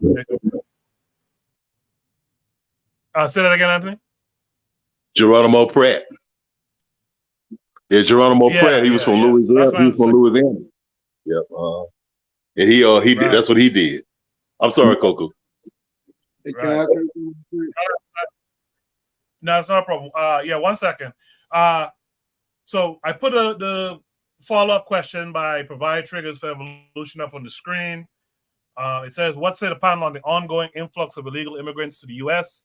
Is the integration to U.S. socio-political infrastructure sustainable? So I would like anyone who wants to respond to that to respond to it. But first, I think that was Bakari who wanted to say something. Bakari, go ahead. It's hard to teach a people that don't want to listen to you. Now, white people came to teach when they would want to learn. I'm just saying. And let me give you an example why I say that. And how many people did videos talking extremely negative about the NFAC? A lot of those people was ex-military, wanted to teach black people. But instead of wanting to join, they would rather do videos and talk about their agents and say everything negative about them. It's hard to teach people. And that was my thing was about today. But I'm not going to even go down that road. But it's hard to teach people, man, who don't want to learn nothing from you. Now, you should ask, why ain't white people coming to teach them? Because if white people came to teach them, all these black folks who was talking about the NFC would shut the hell up. But, you get to a point in your life, like me and my one homeboy, I be in the woods where we shoot, we ex-military. You get to a point where you like, man, I'm just tired. I'm not trying no more. Folk, they don't want to do nothing. That's why I say I teach women, because there's way more black women ready and willing than black men, and that's just a fact. And I'm speaking from my anecdotal experience here, but I can get other people to speak on theirs too. But you can't teach nobody who don't want to learn from you.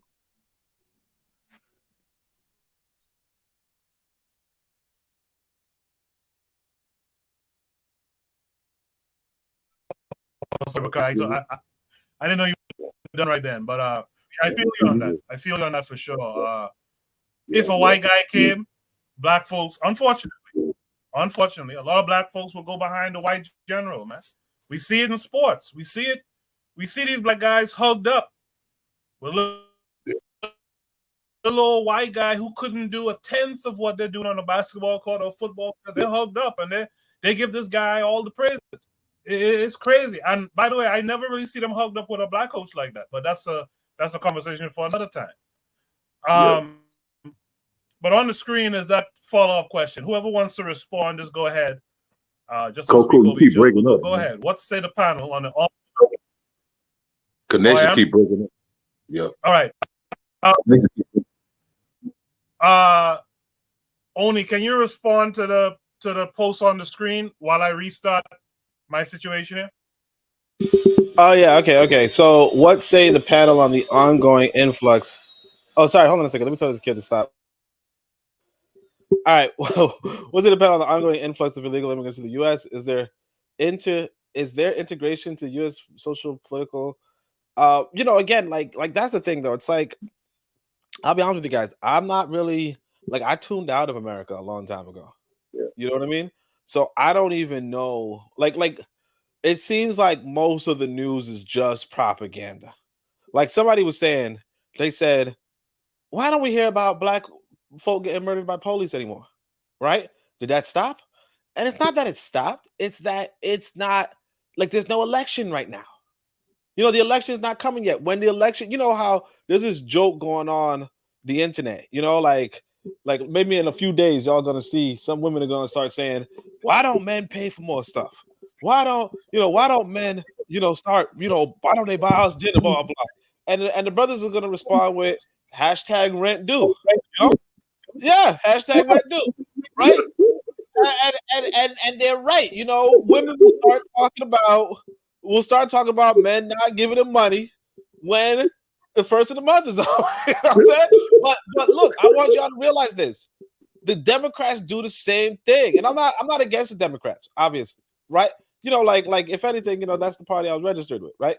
But what I'm saying is that the Democrats do the same thing, but they do vote due. You know what I mean? Because everybody knows this. Like I remember when I was in college, I went to school in the Midwest, HWCU, right?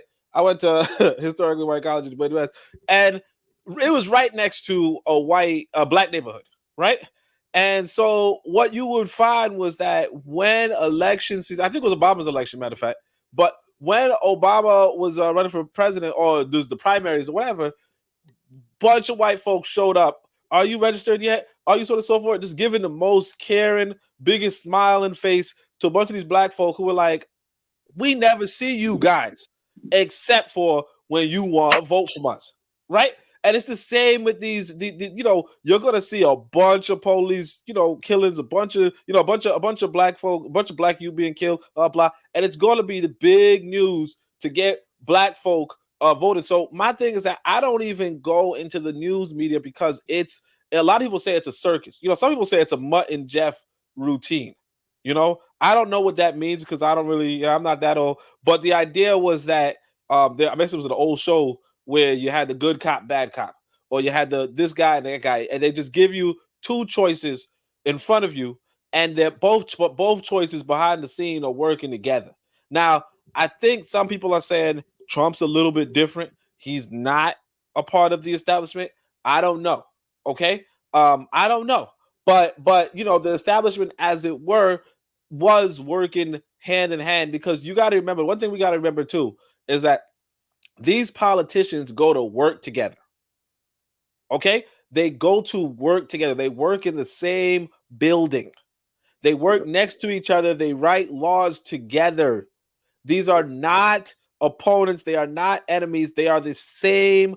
They are two workers in the same damn company. So when you go to work and you see your coworker, you could convince other people that you guys are enemies. No, you guys are co-workers.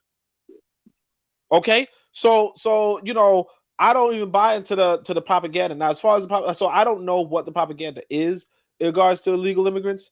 Okay? But as far as I could tell, as far as I knew from way back, because again, when I used to pay attention to this stuff, people were saying that these other people were, coming into this country in order to keep black folk as a minority, possibly. You know what I mean? Or it's just possible that America is fucking up everywhere in the world. A lot of people just want to come to America to make a good living. Again, I was just telling this brother right now. If you're in Tanzania and you make $3 for the day, $3. Again, $3 for the day. That's okay. $3 for the day is okay. So if you tell somebody $3 for the day is nothing, of course they want to go to America. You know what I mean? You imagine somebody getting $3 a day in America? I mean, only people get even presidents don't get $3 a day. You know what I mean? They get like $8 a day or $10 a day, which is bad. But what I'm saying is that and that's from 8 hours of work, right? But my point is that a lot of people want to come to America for an opportunity. And it's not just America. I was just reading the story on Twitter. This guy is in Tunisia. He got his son's butt kicked. His son got beat up because he was running because basically the police from Tunisia showed up. And so he had to run and he left his kid. And then his kid got beat up. But apparently he was saying that the police, if they captured him and this kid, I guess, they would have put him into the desert and he would have died of some shit, right? But the point is that, a lot of I don't know what he's doing in Tunisia, but a lot of black folk do what we call economic migration. That's the whole reason why a lot of black folk are in the North right now, right? A lot of human beings migrate economically. A lot of white folk, when I was in college, were telling me, you want to come with me to China to teach English?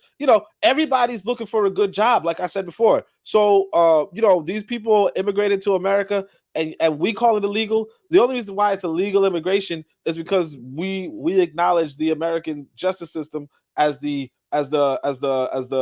bearer of legality. But if we're being real, like, who invited these motherfuckers?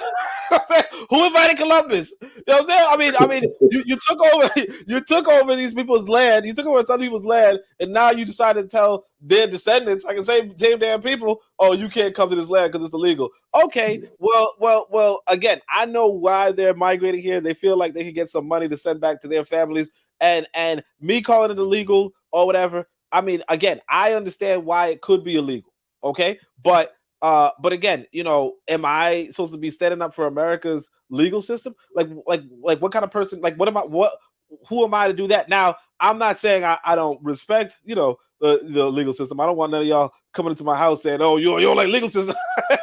But what I'm saying is that it's not my problem, and it's probably, and again, I'm not even in one of those states where illegals come in. But if somebody feels like that's challenging them in some capacity, that's on them. But I don't personally, like, I don't know why. I mean, again, I'm oriented, like, my brain is no longer in America. I've divested. I count down the days for when I'm going back to Africa. That's it. You know what I mean? And I think that a lot of African people should do the same. We should physically be in Africa and we should mentally be in Africa, because this white boy is just trying to fool you, just trying to use you, and that's it. That's it.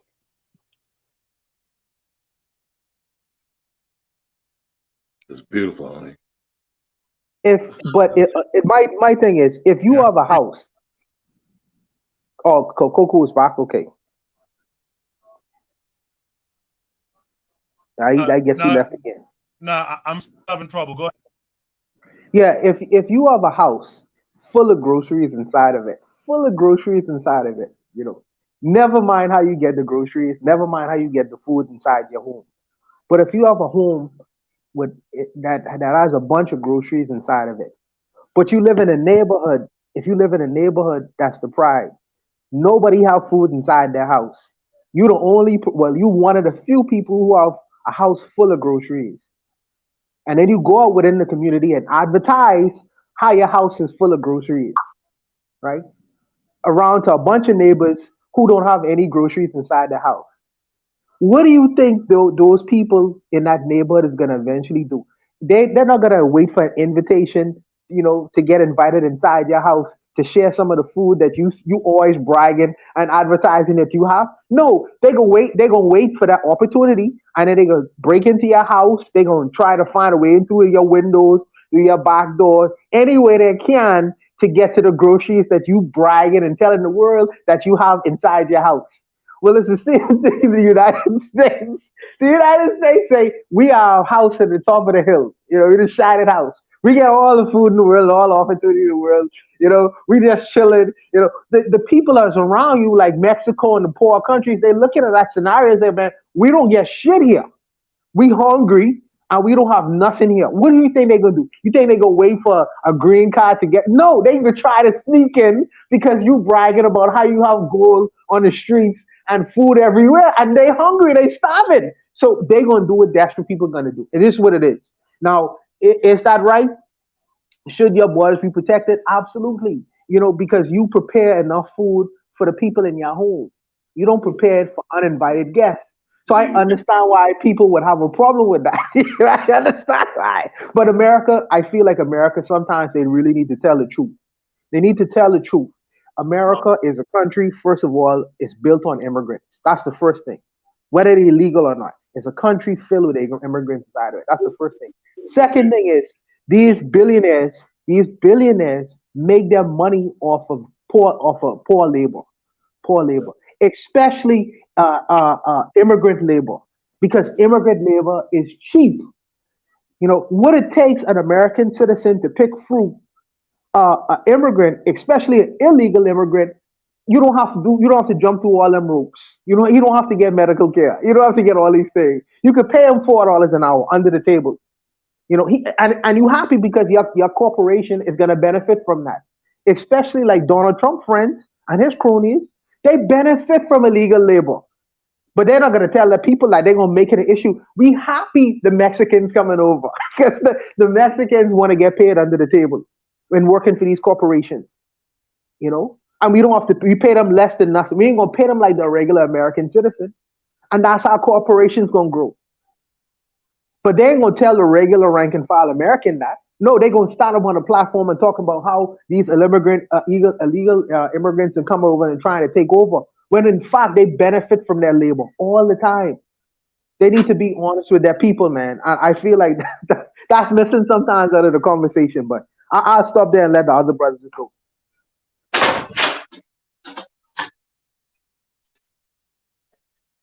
Yeah, I'm having some issues here. I may have figured it out. Might be this hardware acceleration shit that's slowing me down for some strange reason. So, is there any last thoughts on this prompt? Yeah, I want to say about the immigrants thing. The thing is this: the idea that the immigrants, like Buana just said, what if we were just bragging and blah blah blah. But like the reality is this: these immigrants are not uninvited per se. A lot of the people coming into America, they are not only like a lot of people, like they have a lot of people on the inside inviting them. One, and two, you got to remember that people are hiring them. You know what I mean? Like apparently sometimes when these white boys, like when they really cut back on immigration or when they cut back on illegal immigration, a lot of these white boys have problems with cultivating the land or harvesting the crops, because a lot of the people that are doing it are the people that allegedly they don't want in the country. Now there's a difference between saying I don't want gangbangers in the country, right? But that's not the full picture. A lot of these immigrants, they're not coming in to they're coming in to make an honest living and leave with honest life, because again, that the $5 that you're going to pay them, I mean, because they get more than $5, but or the $30 you're going to pay them, whatever, right, is like it goes a long way for their families. It goes a long way for their medical care. It goes a long way in back home. Like if I go to Tanzania with like $100 freaking bucks, that's a lot of damn money. Believe it or not. A lot of people do not, come by $100. Matter of fact, I can tell you guys, some sister was telling me, oh, she doesn't know what she's gonna do, but her business, like she has a business idea, and it's really not that. It's like $160. Now, $160 is not a little bit of money, right? But her starting capital, in order to generate a livelihood for herself that she's sitting around waiting for, right, is $160. You understand? So if you tell somebody, hey, you know what, you could go work in America and you could make $160 easy, very quickly, right? Or, that's what people are going to do. And if they could find a way to sneak into a country and then make a little bit of profit, again, that can go a long way back in their homeland. Because you tell me, because all of us, at least all of us working in America, we can say, like, can you get $160 easily? Yeah, sure. And the point is that if you can do that, you can then, and if you feel like you could, forfeit that, you could put it towards, somebody's business career, and they could make a livelihood for themselves. So I think that, we have to, I don't know what the premise of the question was, because again, I don't pay attention to the American political thing. But as far as I can tell, a lot of these immigrants are very well received in America, and people are giving them jobs. If this white boy didn't like these immigrants, he wouldn't be hiring them the way how he's not hiring black folk. You know what I'm saying? like if he would have given the black man's treatment. You know what I'm saying? But he don't. So, clearly there's more to the picture. That's it. Appreciate that. Look like Bakari was having internet troubles too. Looks like my thing has stabilized for now. I think I figured out the issue, so I'll know what to do in the future. You know what? We've been having such a lively discussion. The time is just flying by. Let's go to Shoot the Breeze topic number 3 for time's sake. Shoot the Breeze topic number 3 says, what would possess a black person to join a church with beliefs like this? Let's see. This takes us to Twitter. Let me share my screen. This is going to take us to Twitter, or X, as some people call it. This is a post by Chris. It says, this racism stronger than Jim Crow holding a noose made of vibranium. And this is a retweet from Charles J. Moore that says, Black Mormons saw this and said, yeah, I'm still down. So we'll watch it and then we'll discuss it. I'll play it twice and then we'll discuss it. Lucifer stood and made his bid for becoming savior of this new world. Wanting the glory for himself, he planned to force everyone to become gods. Opposing the idea, the Mormon Jesus suggested giving man his freedom of choice, as on other planets. The vote that followed approved the proposal of the Mormon Jesus, who would become savior of the planet Earth. Enraged, Lucifer cunningly convinced 1/3 of the spirits destined for Earth to fight with him in revolt. Thus, Lucifer became the devil and his followers the demons. Sent to this world, they would forever be denied bodies of flesh and bone. Those who remained neutral in the battle were cursed to be born with black skin. This is the Mormon explanation for the Negro race. The spirits that fought most valiantly against Lucifer would be born into Mormon families on planet Earth. These would be the lighter-skinned people, or white and delightsome, as the Book of Mormon describes them.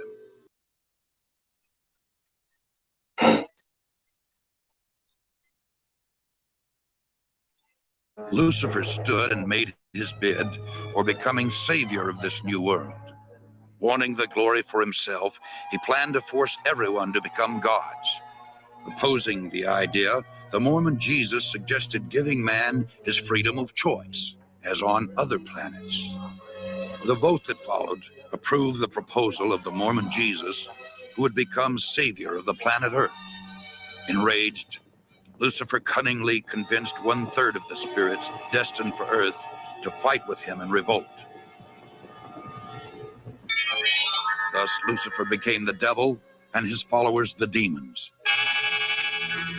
Sent to this world, they would forever be denied bodies of flesh and bone. Those who remained neutral in the battle were cursed to be born with black skin. This is the Mormon explanation for the Negro race.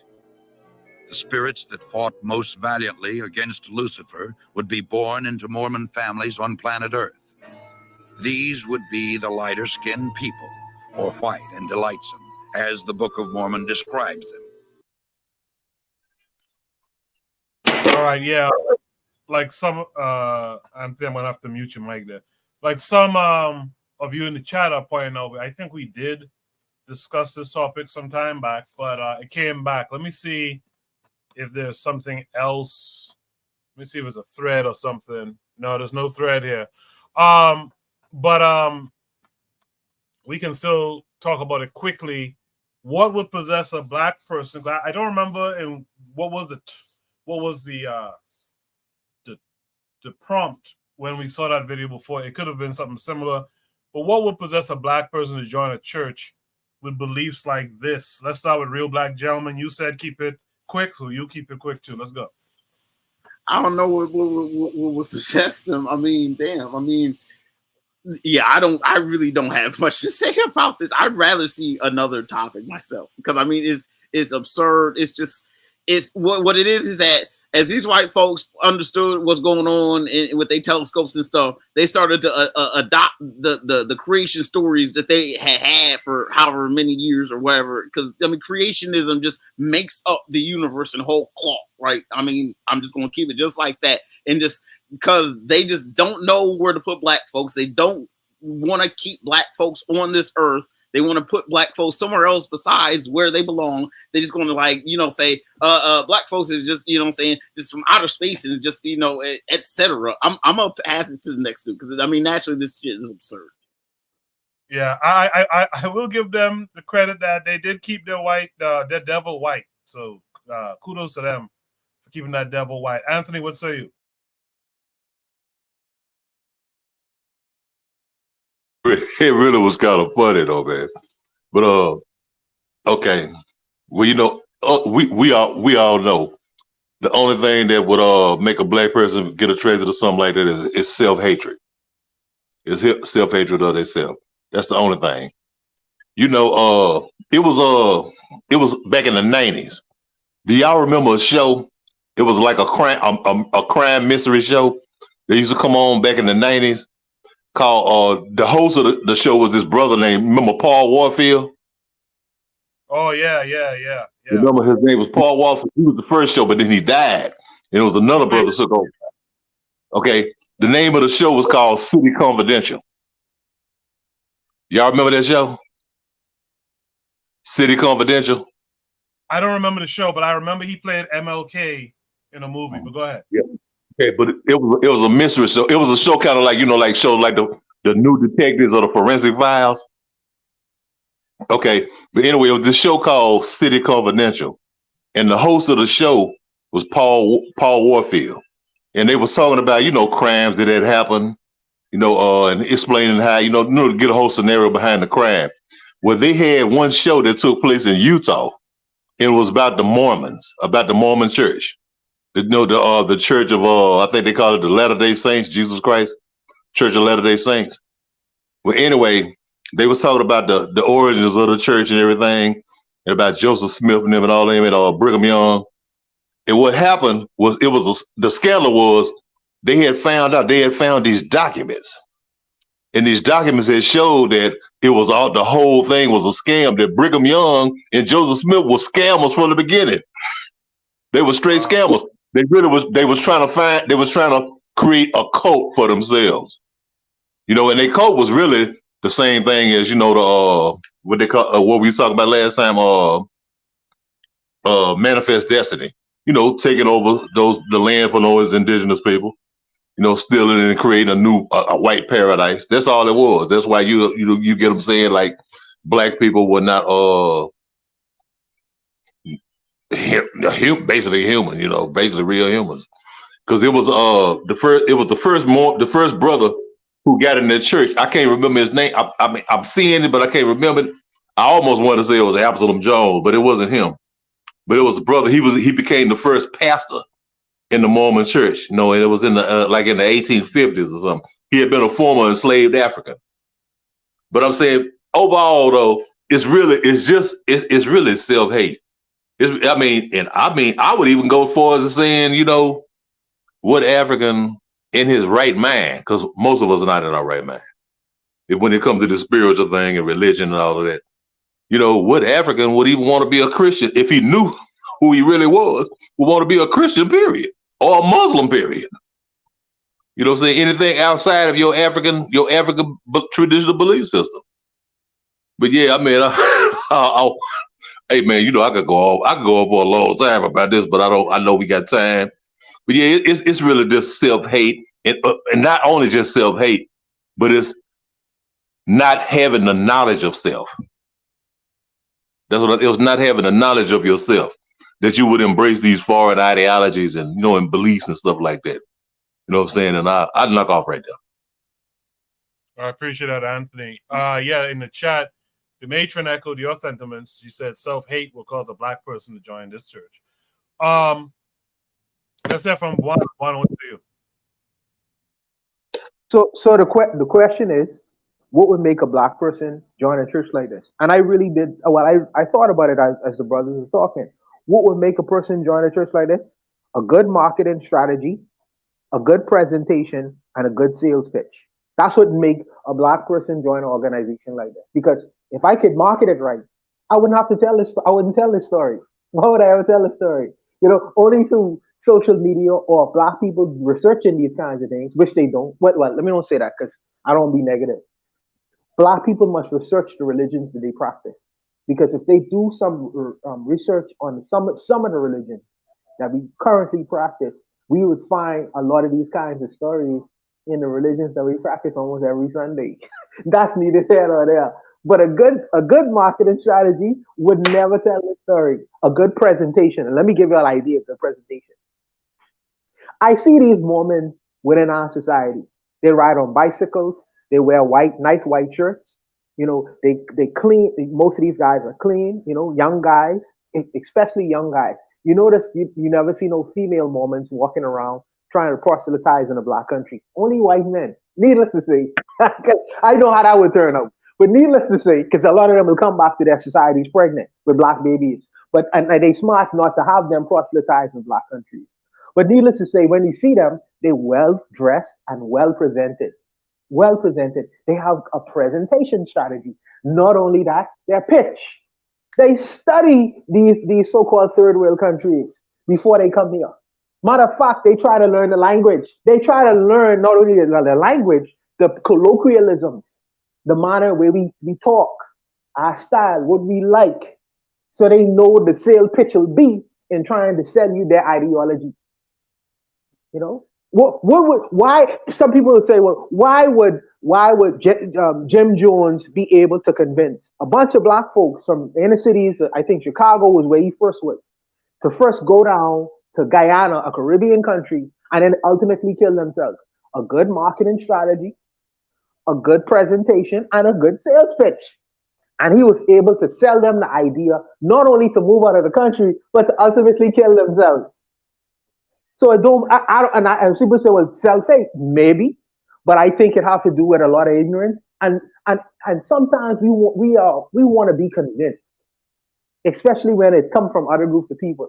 When it comes to us, so much skepticism, because if I was to get on the platform and try to sell certain ideas to black people, first of all, they won't find out who I am, they won't find out where I come from, they won't find out my background, my history, they're gonna question everything up, they're gonna pull my life apart before even accepting some of the things, even if what I'm telling them is 100% true.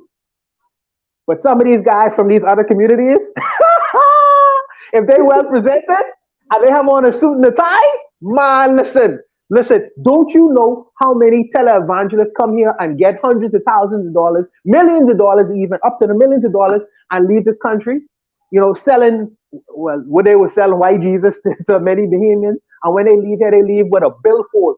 They don't even have to ask anybody to take up an offering, because people will willingly give them hundreds of thousands of dollars. Because some of these people here think this is the next coming when they see some of these televangelists that they watch on television. Good presentation, good marketing strategy, a good sales pitch.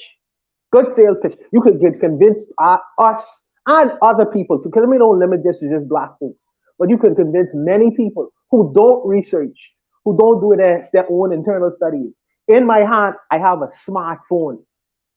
I could reach out and I could study anything what come to my mind to the world. But unfortunately, smartphones don't make smart people.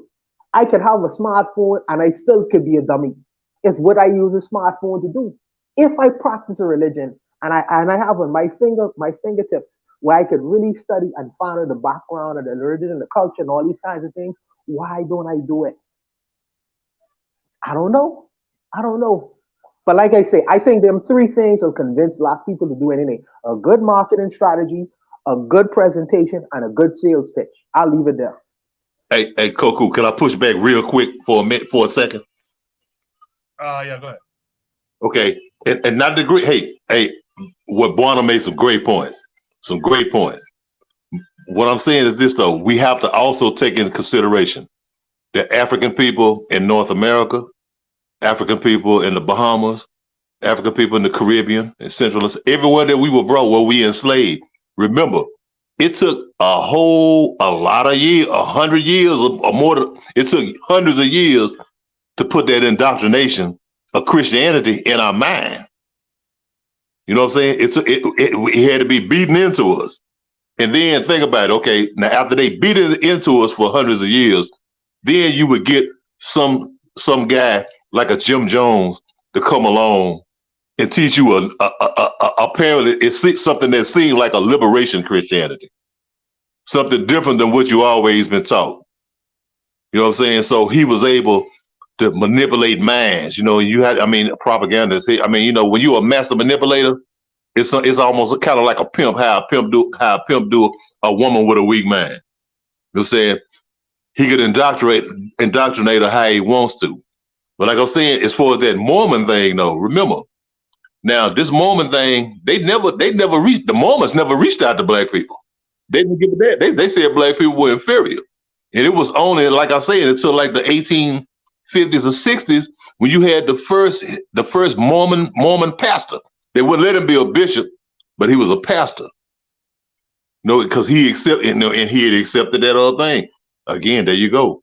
Hey, the white man's ice is colder.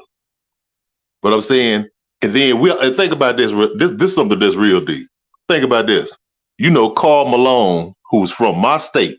He's from Springville, Louisiana, who played for the Utah Jazz. He gave $20 million to the Mormon church. Think about you talking about some brainwashing right there. He gave $20 million. They reached him. They brainwashed him. Karl Malone, this brother, who gave $20 million to those people. Just think about what $20 million could have did for the black community where he was from, to a school or whatever. He gave $20 million to those people. So what I'm saying, that kind of thing goes back to self-hatred. The self-hatred and not just, and thinking that you ain't as good as they are. You know what I'm saying? Because there's something that was beaten into it. Yeah, it's propaganda. It's everything that Buana said. Man, I agree with Buana 100%. That's what it is today. But they didn't have that back then, though. They didn't have that back then. What they had back then was the indoctrination that they had beat into African people's heads. And I leave it at that right there. Buana mentioned, and thank you for that, Anthony. Buana mentioned that situation down in the hometown. I remember growing up in the 80s, and it was intriguing and frustrating how the hold that this one white dude named Billy Graham had on folks down there, to the point where Billy Graham ended up with a acolyte named Miles Monroe. He died a couple years ago in a plane crash, but it was Billy Graham. There was another guy out of Oklahoma. I forgot the other guy's name now. He had a school. All Roberts. It's so frustrating. All Roberts. Oh, goodness.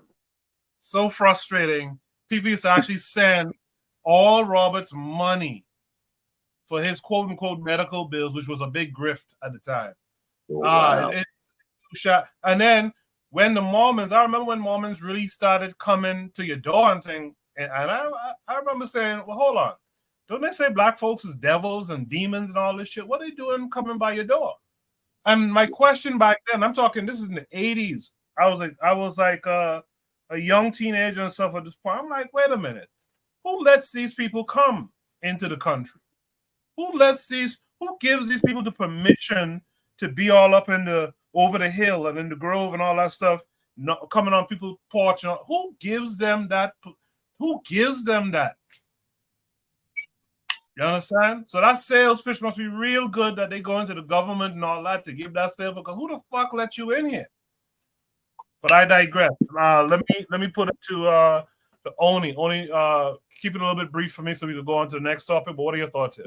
All right, yeah. So I'll try to be quick. I don't see the big difference from regular Christianity. And I'm gonna just go a little further. If I were into Christianity and somebody came to me and said, "You black because you didn't participate in a fight between two white folk," I would be like, "Yeah, that makes a lot of sense." You know what I mean?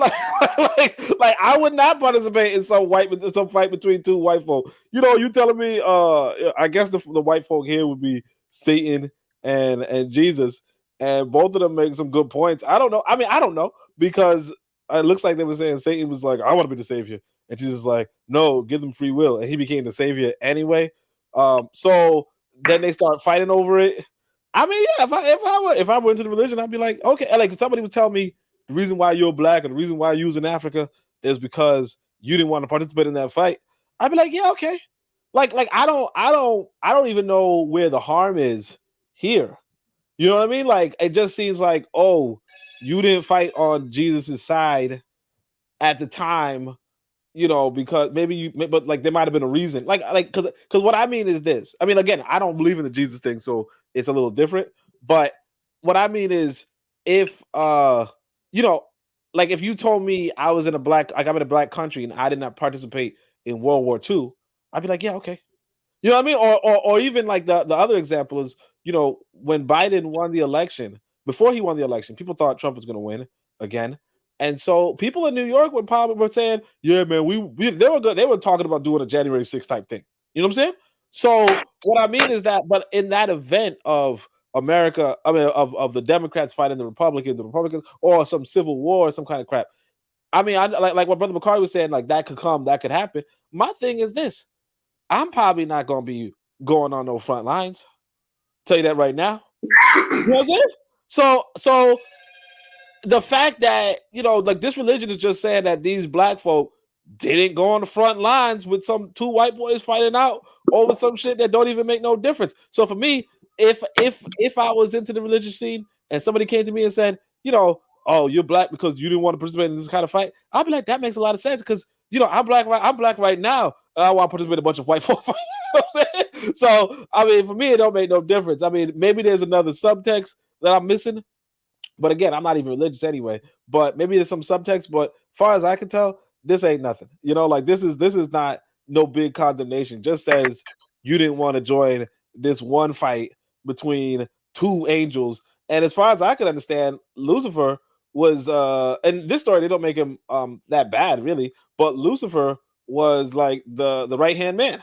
You know, it looks like Jesus was just, you know, I guess Jesus is God's son, and Lucifer is his right-hand man. You know, he's the like probably like I think he was like the best angel of them all. So some people fought for him. Some people said, I'm not with this nepotism. You know, some people fought for the nepotism. You know, oh, get your son in position. Some people fought, you know, and some people were like, I don't really got a business between. I ain't fighting the best angel or the guy's son. You know, and that's it. You know, I don't think this is a problem. That's funny to me how you put it. I don't believe in this nepotism. That's so funny. In the chat, Black Steel said Black Mormon equals Hebrews, Israelite equals pretendians. I guess that's how he looks at this video. Trigger Happy 262 Plus says, looking at African spiritual practices, blackness is actually divine the more and more you dig deeper. We saw a great example of that with our ancestors in Kemet and their cosmology. He says, even the Rastas, the thing I respect is they try to solve the problem of imagery. Uwa Bantuan is out there saying salutations, so peace to Uwa Bantuan. Again, for time's sake, let's just go power through the should be stopping number 4, which is still along the lines of spirituality. Should be stopping number 4 says traditionalists versus Christians. Is there one true religion. Of course, this comes with a link that takes us to YouTube. I will play a few minutes of this and then we'll discuss it. Jesus Christ. That guy is arrogant. How can you say you are the only way? That is braggadocious. No way. We have only one God. The Bible says, in the beginning was the Word, and the Word was with God, and the Word was God, and He was in the beginning before the Word was made. I can be doing my ritual. I can agree with you. I'll be doing my ritual. They'll be passing. Immediately My ritual, human sacrifice, when the person does it out of his will, is not wrong. I strongly believe that traditionalists are evil.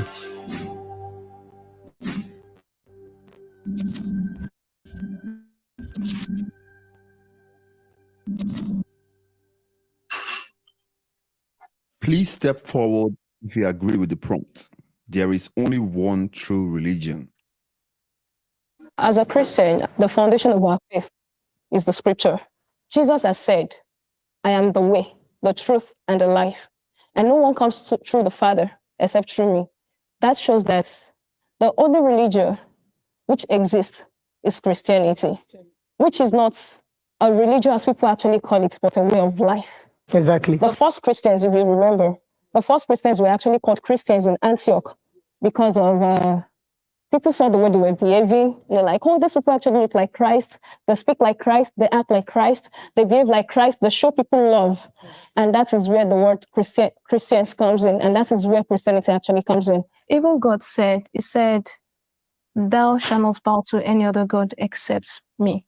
So that means that the author and the creator of everything He acknowledged that there are other gods, but there's one true God. The book of John 1-5, I think, he said he's the only one God. Yes. He's the only true God. That in the beginning was the Word, Word. yes. And the Word was with God. Who is this Word? Jesus. The Word was Jesus. And the Word was God. He was in the beginning with God. All things were made through Him. That without Him, there was never anything made without Him. That was why they said, before Abraham, I was. Because He has been in the beginning, even before the world was formed. Can the disagreeers please step forward? My name is Mazi Chukwuebuka Wando. I am a practitioner and a strict adherent and a defendant of the Omenala or Omenani tradition. Christianity is not the only true religion. I represent the ordinary religion. That's the Igbo traditional religion, you understand? And this Igbo traditional religion is like only for Igbos, because we are the only ones that practice it and believe in it. This religion or this culture has been in existence before Christianity. It started with in the 9th century and is only practiced by the Igbos. And we worship and we revere the only true God. That is Chukwu Okike Abiyama. Excuse me. Christianity is the only true way. You said it has been before it existed. It had never been before it existed. The Bible says, in the beginning was the Word, and the Word was with God, and the Word was God, and He was in the beginning before the world was made.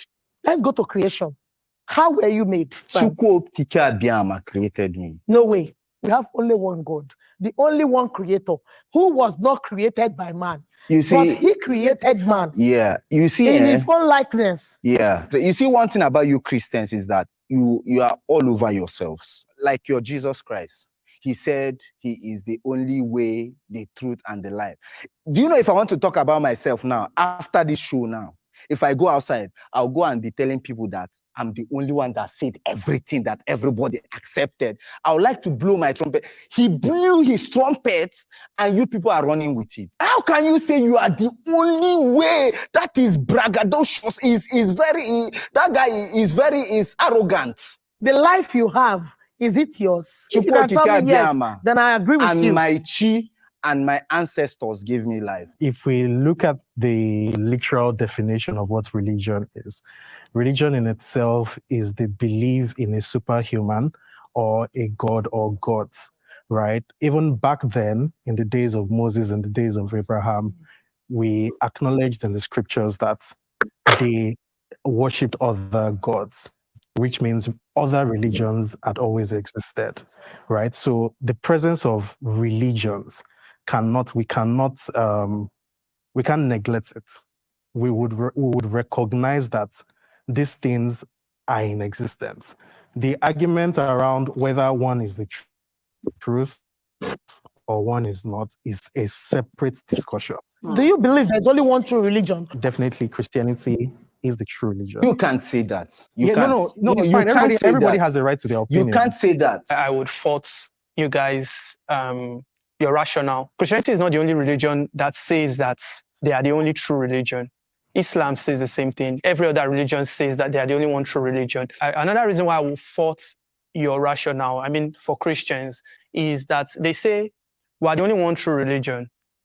Then you ask them, why do you say we are the only one true religion? They say, see our book. We wrote there that we are the only one true religion. There has to be an objective standard of measurement of why do you think this religion is true. You need somebody who is a bystander, as someone who is on the outside, who has no bone in the argument, to look at it objectively and say, okay, this is what maybe Islam says, this is what Christianity says, this is what the traditional... Do you have an idea of how Islam itself came to be? Yes, of course I do. So what knowledge do you have about Islam coming to be? Of course, it started with Muhammad. No, Muhammad. Islam didn't start with Muhammad. So okay, so where did it start? Even in the books of Islam, there is an acknowledgement of certain characters that are present in the Christian books, right? And one of the reasons why you would find a lot of Christians tell you that Christianity is the true religion is because there are evidences, both physically and theoretically, that would backdate even to what you would see on paper. You would go to certain sites in the world today, and you will find those things present there. It's the same way people talk about maybe Oduduwa, for instance, right? So if anybody worships Oduduwa, they can come and tell you Oduduwa is the true religion, right? Based on their own belief, because they will say, oh, we have somewhere where this stuff even exists, right? So what I'm finding difficult to even hear from you guys is the fact that you guys have failed to explain to us why you feel yours is the true religion. Instead, what you've done is just to counter that what we are saying is wrong. So we presented our own case, so maybe you can just present your own case. Your case now is inconclusive, if I should say that. Even before the birth of Christ, Jesus Christ, in Israel, the tribe Israel, there is a practice, there is a culture, there is a religion. And I will surprise you to tell you, from the birth of Jesus, the customary tradition to whatever they believe was accustomed to him during his birth. So while he grew up, he understood there was a religion the Jewish followed, and he followed it before he brought about his idea. So what you're doing now is to buttress my No, points, I'm right? trying to clear you so that you can get to understand something. No, wait. Let me No, bring something I've not hit the hammer on the net. Just calm down. I'm trying to bring it to this light because so now you fail to acknowledge that, hey, I came into existence and I went through a system, and now profoundly I'm beginning to set something up for myself that will be a movement, because I believe it's a movement. You got into a system. It's just like you not coming into it. You got into a system. Yes. Let me say something to you. Do you know this Bible we speak about said in the book of Genesis? No. I corrected you on that you cannot use the Bible. Bible said that the seed of the woman will bruise the heel of the serpent. And I believe someone wrote it, yeah. Someone wrote it, isn't it? You know, in that Bible, there were some areas in the Bible God was speaking. Hello? There was some area in the Bible God was speaking. Those parts of the Bible that are written in red birals are the words of God. How can you not tell me that the person have not smoked ganja and he started speaking on his own terms? That's fine. That's fine, because what you've done is to amplify her initial position. Okay. Right? And what she had said was the fact that the term Christianity in itself wasn't birthed until a point in Antioch, which was even after the death of Jesus Christ. Which was the movement. What you need to understand. Which was the movement. Yes. Thank you. So Christianity in itself was fashioned from people who were behaving like Christ. Christ-like, yeah. And what did Christ do in himself? Christ in himself came to give, he said, I didn't come to abolish the law, I came to fulfill it. So what he came to do, See, now you've hold on, contradicted yourself, yeah? You've contradicted yourself, yeah? hold on. No, he's hold not on, come to abolish hold the law. on. And the law has been the customs. On now. They have been the customs. So, what and they have been the systems on the what you're ground. saying, what It you're, has been there from the beginning. let me explain to you. Custom, Let me the law. It is written. It It said. was Sorry, in the man. word. And it's people Before fulfill the it. word was Let me- made. That's what I'm saying. Before this What word was was made. It Sorry, was the can I, law. can I? Ah, boy, to watch a bunch of Africans.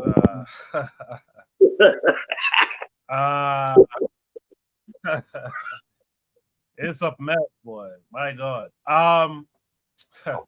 So yeah. Traditionalists versus Christians. Is there one true religion? You know, at one point during this conversation that we just witnessed here, I remember that earlier today, I think it was, maybe yesterday or earlier today, I saw only repost something. Let me share that real quick with y'all.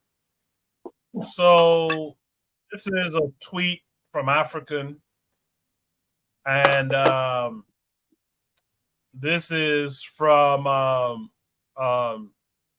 Museveni's wife, who says here in the circled part, says Africa committed the grave sin of enslaving the children of Israel for 400 years, which returned to haunt the African continent with the advent of the evil transatlantic slave trade. Like, this is what we have to deal with from African folks, and it's disheartening.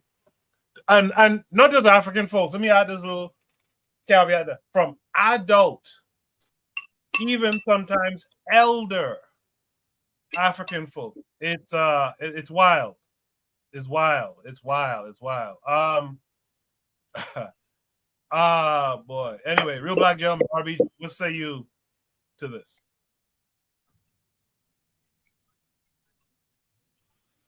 I don't know where to start. I mean, the thing is, this is why I mean, African, creation stories are absolutely essential, because in them are the parables that encode the past, a past that we have to, that if we were to take the time to retrace with a methodology, you can call it science, archaeology, or whatnot, we could. The thing is, it's like, what I'm saying, like, there's nothing wrong with trying with going back and like I said, that's the thing. It's like with like, studies of the ancient past, like studies of things 500,000 years, 1,500 years ago in Africa. You know what I'm saying? That's a great question. Like, what's going on 500 years ago? Black folks, Africa, what's going on? And most of us, when we think about the entirety of Africa, there's a lot of blurs. You know what I'm saying? And knowing like that kind of time frame, where I want to say, like, a lot of these stories, because I do think that there is validity in Black folks, let's say 1,500 years ago, who were up in up in Egypt or whatnot, folks running them through, and people fleeing, and where they flee, kind of like through the Sahel, and they wound up in the Niger region. It's not, and then people just already being, it's hard to like get back to the stories, because we were telling before the Ma'afra, we were talking about the past. In 1400 in Nigeria, in the Igbo people right now, we're talking about their present in the past, and their culture was living it. The stories of the past were lived through just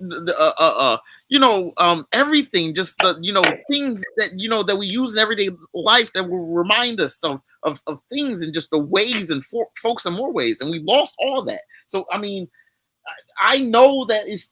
I don't want to drag because it's like to me it's like I hear the home team and it's like I root for them. You know what I'm saying? I love the Igbo, right? I love the home team, right? You know what I'm saying? It's like, how do I say it? It's like, you know, there's a thing that the Yoruba used to do with their Obas. I don't know if they still do or whatnot, but like when the Oba, like in one of the cities in one of the areas, and I don't think it was the whole one or whatever, but there was an Oba, you know what I'm saying, a you know, head or whatnot. When he died, like, you know what I'm saying, heads would roll literally, and like, you know what I'm saying, it said or whatnot that, you know what I'm saying, heads would be, you know what I'm saying, buried with the leader. You know what I'm saying? So you can say it's things where like, look, I mean, you know what I'm saying? It's like it's people do things because that's what they were to do. And I mean, even back then they may have accepted it, whereas even before then there's a time where they was like, we can't do anything like that. There wasn't even thinking about doing anything like that because you got it's hard to put the hard finger of some morality of today looking back at the past, because like, you know what I'm saying? It's like it's things where it's like people do things in that, you know, you can imagine that people don't do things anymore, but why don't people do things? If would it be a natural evolution of Africans just adopting new cultures or whatnot? You know what I'm saying? It wouldn't necessarily be human heads, but maybe like heads of like, you know, extremely exquisitely cut stone or something. I don't know. It's like that's all speculation. It's like as far as like, you know, the whole Christianity, I mean, I was listening to it, and it always turns into, you know what I'm saying, the Christians know what's right, and they always talk about the same story, and everything's referred to by this book with this pseudo authoritarianism about it. You know what I'm saying? It's like there's no, you know, at least the Evos can come across with conviction, saying that these stories are the stories that have been told before us. They're not in a book. You know what I'm saying? It's not that there aren't things written about these stories, but yo, it's like, this is what it was, yo. And you're not going to discredit it just because something is in a book. I'm gonna go ahead and pass the mic. Appreciate that, RBG. Yes, it's interesting too. We so-called gave up colonialism, right? But we didn't give up these things. It's amazing. Let's welcome back Antoine Demella, also known as Brother Bakari. Brother Bakari would say, look, excuse me. Look, when they say the Bible, when they say Jesus is the one true God, but then if you go read their book, I can't even name the books right now, right off the top of my head. But they have verses in the New Testament, especially New Testament, talking about other gods. They talked about the people that worship the Mother of Heaven. They talked about people that burn incense for their God. They talked about another group of people that worship their God. Then God said, but I am your God, the God of Israel, and I am the most powerful God. So the book don't even say it's just one God. So that is something that has been pushed from the pulpit, been pushed from whoever or whenever, but that's not what the book say. I remember going to church a couple of times when I was little, right? And back home in the SIP, Mississippi, you could see some of traditional African religion hidden inside of the Christian church. I tell people, watch a voodoo ceremony online and go watch an old Sunday service church from the 70s, right? And when you see the falling out and the fame and the shaking on the floor, that's not necessarily that's not they getting something from the Holy Spirit, Jesus. If you watch it, then go watch a voodoo ceremony, you would see the same thing. But today it has changed and it's a business. So what they are talking about, the book don't even say, the book that they study and read don't even say what they're saying, that Jesus is the one and only God. And I'll find the verses if you want me to find the books of the Bible, where it's talking about other gods. And if you don't want to go to the Old Testament, you can start in the New Testament when God said, let us make them in our, O-U-R, which means it's more than one. Let's make them in our image. And that's in their book. So sometime, and this is, you know, and sometime it gets to the point where people are reading and they're not fully comprehending, even though they're reading it, they're just still going to go what they have been taught by somebody else. And only this is why I said earlier, put in the chat, free thinking is not always good. And black people are not necessarily free thinkers. Free thinkers is not always good, because if you're trying to get people on one accord, not that you want to scam them, not if you want to scam them, not if you want to control them, not if you want to do anything like that. If you want to get people on one accord, we have to be agreeing. So that's what I meant by that. But yeah, man, even their book don't even say it's just one God. It's just easy to simple. You go through their book. So I get it, Mike. Yeah, Bakari, thank you for that. And you're absolutely correct. I grew up in what's called that Anglican church, man, and I heard all this shit before. In fact, I never told one of this, but I actually went to NCA for primary school too. Even these people in this video here, they tell you they're admitting that their God tells them that he is the one, that there are other gods and he is the one true God. And I always found that when I was in this Christian primary school, when they said God said he's a jealous God, I was like, what? How does that even make sense? That your God is this jealous God and you must choose that God out of all the other? Like, what are we talking about, really? But that's how they have us, man. They have us like Ua Bantuum and them are saying, and Afro World and them are saying in the chat. A lot of our folks go to church every week, a couple of times, some of us, and we listen to this stuff. We even repeat it in the catechisms and this, that, and the other, and we don't really take stock of what we're saying. We don't think it through. You know, we don't think it through. It doesn't make sense. All this is a hustle to believe this particular God. You know, and scare tactics and all that kind of stuff that Trigger Happy spoke about earlier in the chat. Bakari, I appreciate that. Let me hear from Anthony McPhail. What say you? Yeah. Yeah, it was kind of funny, but I was still laughing, man. But yeah, I agree with a lot of what Brother Bakari said. But I want to well, first thing first, you know, we did a show on Brother Forecast. We was on Brother Forecast podcast the other night. It was me, you know, Forecast, the Revolutionary Matron, and Brother Oni. And towards the end of the show, we was talking about that, man, about creation stories. We was talking about the African creation stories, as opposed, you know, to the other creation stories, you know, the one that we've been fed all our life. And I was like, it took me back to a Bible verse that I remember when I was growing up in church. And that verse was, "Our people suffer from a lack of knowledge." Y'all ever heard that before? Yeah, that's Hosea 5. Yeah, the people suffer from a lack of knowledge. We heard that. Okay, and then I went back. Okay, I'm gonna go from the prompt. Now you have these brothers and sisters over in Africa, and it's the same thing with some of us too, because I've had the same conversation over here.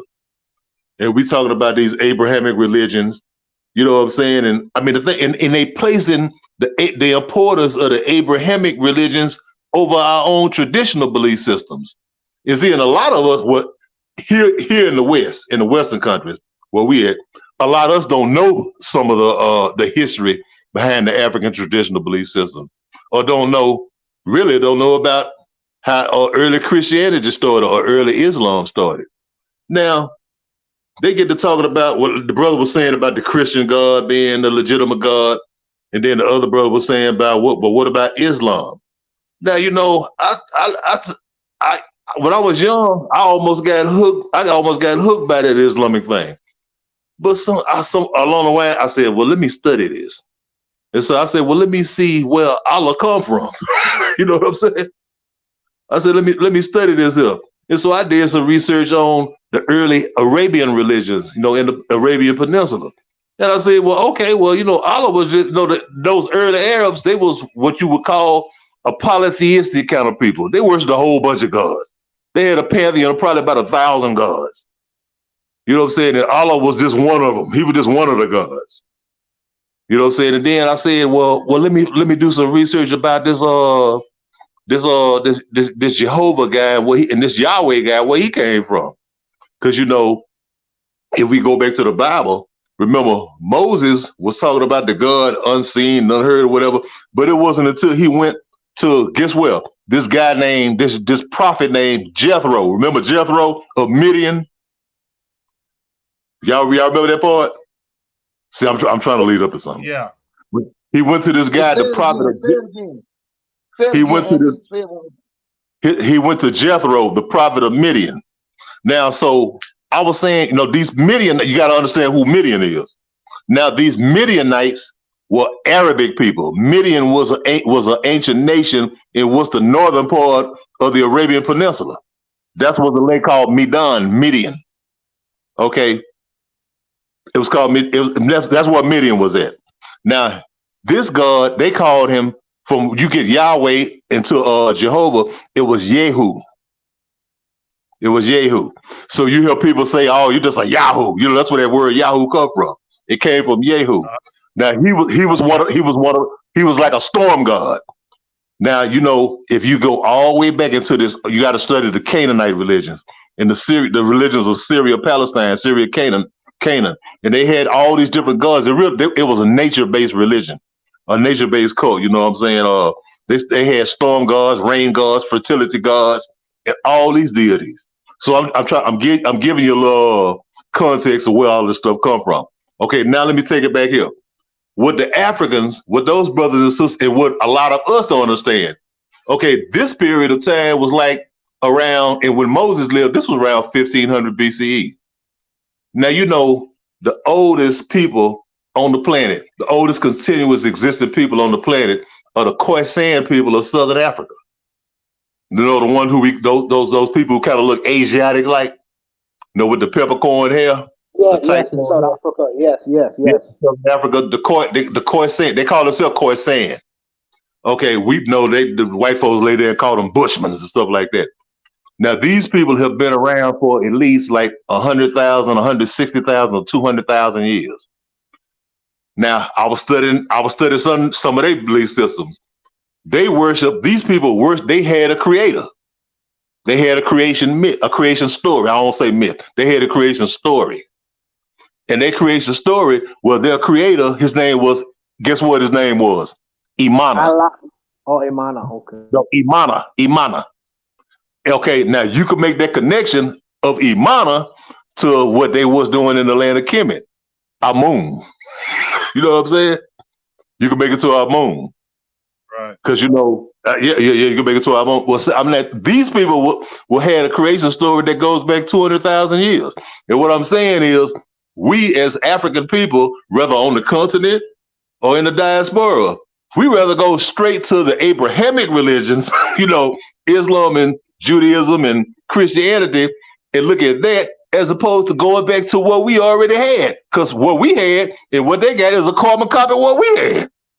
You know, they throw their mess onto it. You know what I'm saying? But I leave it like, because I can go on about this, man. But yeah, I'll leave it right there, though, man. We should do a whole show with Anthony talking about that stuff. He's with that very said, knowledgeable. Yes, sir. Let's throw it to Oni. Oni, what say you? Oh, sorry. So, is there one true religion? Yeah, it was the Mormon church. We just talk about it.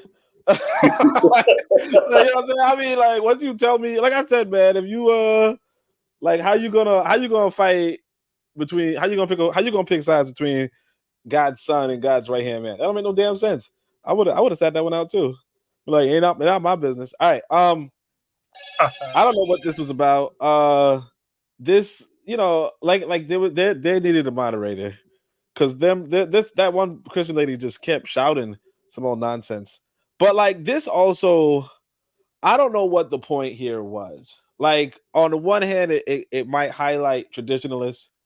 On the other hand, it might be to highlight, you know, legitimize Christianity because you're facing it against the traditionalists. I personally, I'm not a believer of these of either of these practices or faiths. I think all of it is contextual. You know, I was just looking at ancient Kemet's Ma'at theory. I was looking at ancient Kemet's Ma'at theory, and I decided I wasn't sure if I should put a chapter of that in my book, but then I said to myself, you know, I read some of the Ma'at stuff, and I was like, yeah, I should. But then I said to myself, I had to put a preface. You know, I had to put a preface and tell people what the context of ancient Egypt was. You know, ancient Kemet was.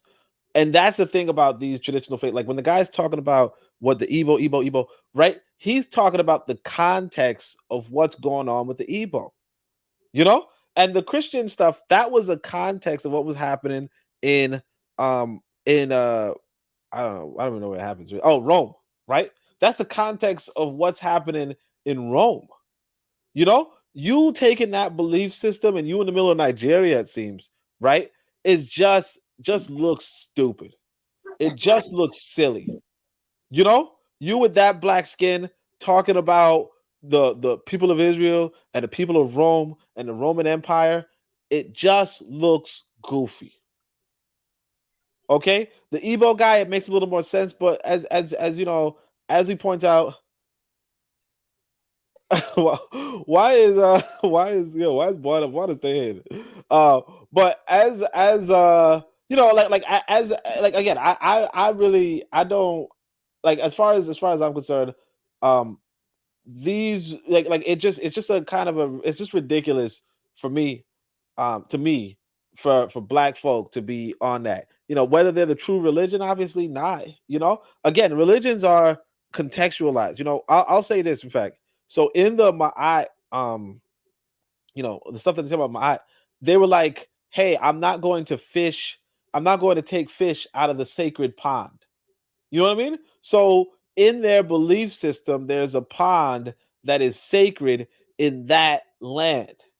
You know, it doesn't mean anything outside of Kemet. You could tell that it was probably a pond that, you know, the king at the time was like, I don't want nobody fishing in this damn pond. You know what I mean? Like, that's it. So he says it's a sacred pond, or it's a pond of, you know, the ancestors, blah, blah, blah. That's it. You know, and so, you know, we have to start contextual. Like, you can't take these things out of their context and then fast forward, you know, 2,000, 3,000 years and be like, we got to follow this, you know, by the letter, right? You look goofy. You know, I even said this about, you know, the ancestors we have, you know, like the elders we have. You can't take a Kwame Ture book that was written 20 years ago or 30 years ago. You can't take a Kwame Ture book, my fault, 60 years ago, right? But you can't take his book and apply it to the letter in America in 2024. But for some reason, people think they can take a book from 2,500 years ago or 2,000 years ago and apply it to the letter today. It doesn't make any sense. And you might say, well, because it's the gods, blah, blah. But it's like, no. You know, I think at some point Coco might play this video of this guy complaining about atheists and blah blah blah. But there's this idea that, like, essentially the belief that Christians go by is, well, this is the creator of the universe, blah blah. There's no damn way. I'm a guy that does with statistics, probability. There's no damn way that the creator of the like if there was a creator of the universe, and I don't say there is, but if there was a creator of the universe 14 billion freaking years ago, okay, there is no damn way that that same creator communicated to some like Moses or Abraham or Christ or whomever. That same damn creator communicated to them to write a damn book about the beliefs and then get all the fucking science wrong. Doesn't make any damn sense. No way. So that's all I can say. I appreciate that, Oni. Cool. Last but not least, let's go to Buano. Buano, what's it? Yeah, so Oni brings up an important point. But the problem with his point is my belief trumps your reasoning. My belief trumps your objectivity. So when he says that, why would you take a book written 2,000 years ago and try to apply it to the letter in current day society? Why would you do that? Because outside of that belief system, you would not take a high school book written in the 30s and try to use it to teach children right now. Nor would any mother permit her child to sit in the classroom knowing that they're using books from the 1920s. But unfortunately, for some reason, or for some lack thereof, I would permit or allow my child to be in a system where they're going to learn history, a history lesson from a book written 2,000 years ago. Whether the history was right, wrong, it doesn't matter. You just have to believe that these events actually did occur.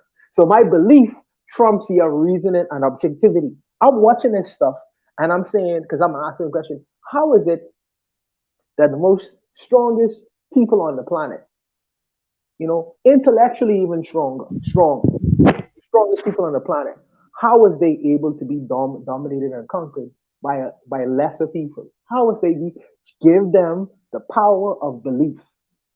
Give them the power of belief. In fact, don't only the power of belief, just throw in some religion in that too. And you see how these people was at each other's throats. They couldn't even finish the conversation. They were so separated and divided. And I'm watching this, and all I need to do is throw religion in the mix and play you all against one another, and you all will be at each other's throats. I don't even have to do the dirty work no more. I just have to play up on your beliefs, and your beliefs will do the dirty. Your beliefs will do the dirty work for me. That's why the Muslims in Nigeria could blow up the churches, and the Christian Muslims in Nigeria could blow up the mosques. And I'm sitting there and I'm saying to myself, after they finish, I'm going to sell them the bombs, first of all, and the guns to do the dirty work. And then I'm going to come in after the fact and then buy up their land cheaply. How about that? I'm watching this and you could see the energy these people have for one another. They are so separated. And it's like anyone who really watching this is like they are at each other's throats off of the power of belief. It's a very interesting feature. Very interesting feature. That's why, despite the fact that Oni was given reason in his astrological physical mind, my belief system would trump your reason. Because if you come to me as a Muslim person, I'm going to say, oh, you trying to question Allah? Boom, boom, shoot him in the head. And there goes that idea. Despite the fact that I can show him, statistically and mathematically, my reasoning is sound. I don't want to hear that. My beliefs trump your reason. This is where we are. I think that eventually we'll get, hopefully we'll get out of this and entertain the discussion. Because prior to the Abrahamic faith, I believe that the Africans had different religions and still was able to coexist within a community without them being murderous towards one another. Now, maybe that's disputable. Maybe I don't have my history exactly right with that. But I believe that prior to the Islamic religions or the Abrahamic faiths, maybe we was more civil towards one another and tolerant of the fact that you have a different God than me, I have a different God than you. I still live in your society. We can coexist together. But now this Abrahamic thing, something about it. The arrogance that female lady had to say, well, you can't tell me. You don't have your God. The guy came with his own traditionalist creation story, and she was like, that's not. She dismissed that offhand. She's a Nigerian, and she dismissed that offhand, and saying, I have the truth. You can't tell me. And she basically telling him what his creation story is.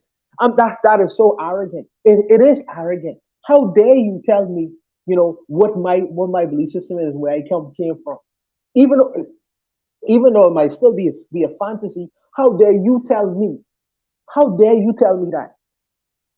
And like it's gonna lead to conflict and strife and a bunch of nonsense between these people who probably would have coexisted for hundreds of years prior to this nonsense being introduced to them. But she is so forthright. She is so forthright. Not to mention if they had a Muslim on this panel, what would really happen? But this is just a small microcosm of our community, the Black world, in a bigger picture. This is just a small clipping on how we really believe. Your system is different from mine. My system is different from yours. Therefore, I can't give you a drink of water. I can't even give you a glass of water. Oh, you're a Christian person? I couldn't even piss on you if you was on fire. That's a Muslim over there. Even though he looked just like me, he grew up in my society. We went to the same school. We have the same culture, probably more or less. But because we practice a different faith or belief, now I can't piss on this man if he's on fire. It's just, I don't know. It's just an interesting dynamic. But this is the way that you conquer and dominate the people. Just give them the power of belief. But I will leave it there. I'll leave it there. Appreciate that, Buana. In the chat, Trigger Happy 262 Plus says, I think we have to change that a little bit. We need to be intolerant of the imposition of other practices over our own. Much agreed. And build our practices in a unified sense to protect from Abrahamic practices. He says, in building a more unified African spirituality, we also build a better fraternity among African people. Whether we like it or not, Abrahamic practices take away the loyalty of our people or Ummah. Real Black Gentleman said in the chat, well, I can't say that because the Arab slave folks as illiterates. I think he's responding to Buana. Ua says the traditional religion have traditional government as well. Religion is a political question. We would go back to sovereign holy lands and holy priests, kings, erasing modern countries and politics. That's an interesting thing. We should build on that. That what Ua talked about there. Ua, if you have time, I know you're on the Discord, at least you were. Post up something so we could flesh that idea out a little bit more. That's a good topic. Does anyone have any last thoughts on this topic? Yeah. Hey, I'm sorry. Can I say something, Goku? Of course. Go ahead. Okay. Yeah, I was saying I think this was what our brother, our ancestor Sheikh Anta was trying to build towards. What he was talking about, the cultural continuity in Africa. I think that's what he was trying to. I think he was emphasizing that. I'll leave it at that right there. Yeah, you're referring to what Ua just said just now, right? You think Sheikh Anta was to that point where if you overturn the imposition of religion, and you get back to your African spirituality, that comes with political, that comes with, I guess you could say, economic system. Yeah, everything. Thank you. That's the best way to put that. That comes with everything. So yeah, I like that. So again, if Ua can do it, if someone can, remember to let's flesh that idea out a little bit more. I have another topic, but I don't want to go over time tonight. So we'll start with that topic next week. That topic is going to be understanding the faith of our people in Argentina. It was a kind of a continuation to the last few topics that we had here, but we'll pick it up with that next week. I want to thank everyone who's participated on the panel, everyone who participated in the chat tonight. I'd like everyone to give a shout out since no one had no last thoughts on this topic here. I'd like everyone to give a shout out this week. I know Antoine Dumella, Brother Bakari, had a show early today. I wasn't able to catch it. I'll catch the playback. But Bakari, what do you want to shout out this week?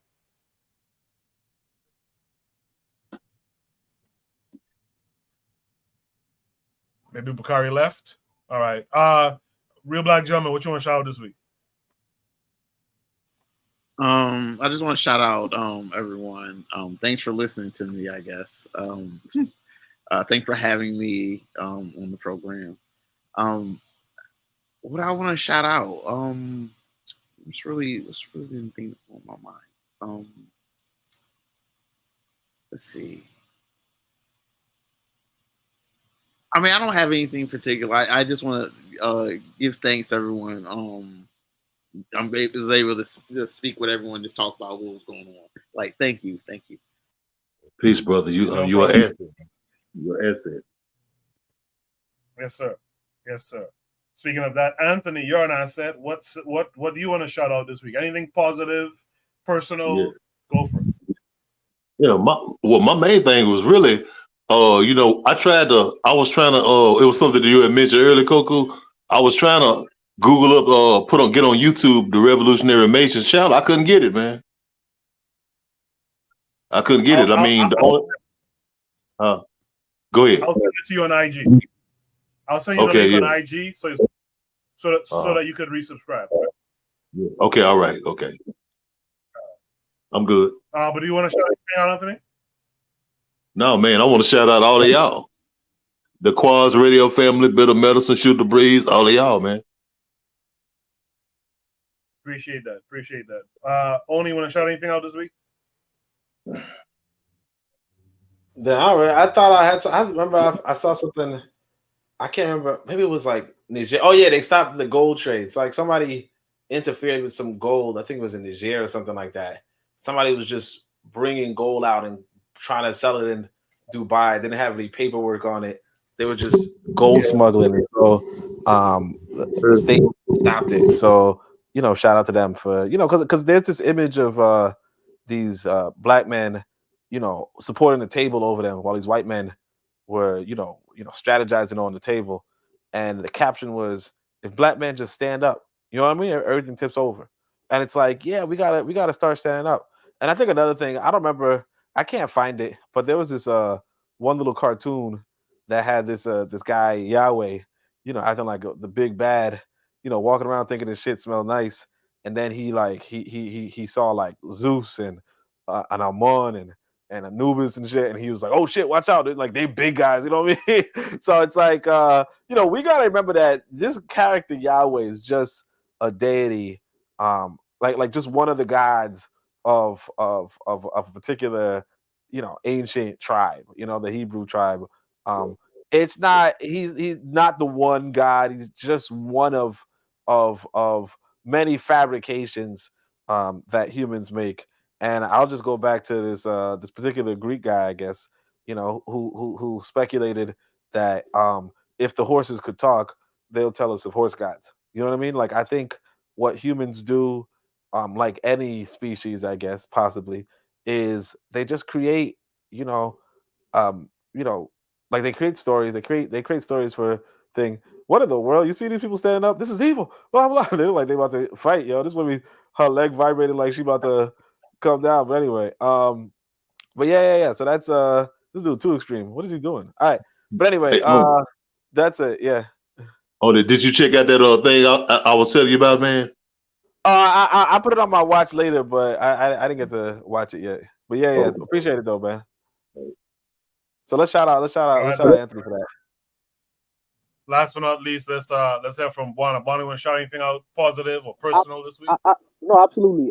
Well, not really personal, but positive is Watermeyer. Shout out to Watermeyer. Watermeyer and his wife currently right now are doing a trip through the Caribbean.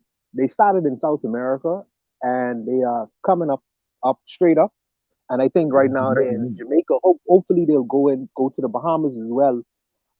He did sit down and had a talk with some of the prime ministers. He spoke with the prime minister in Barbados.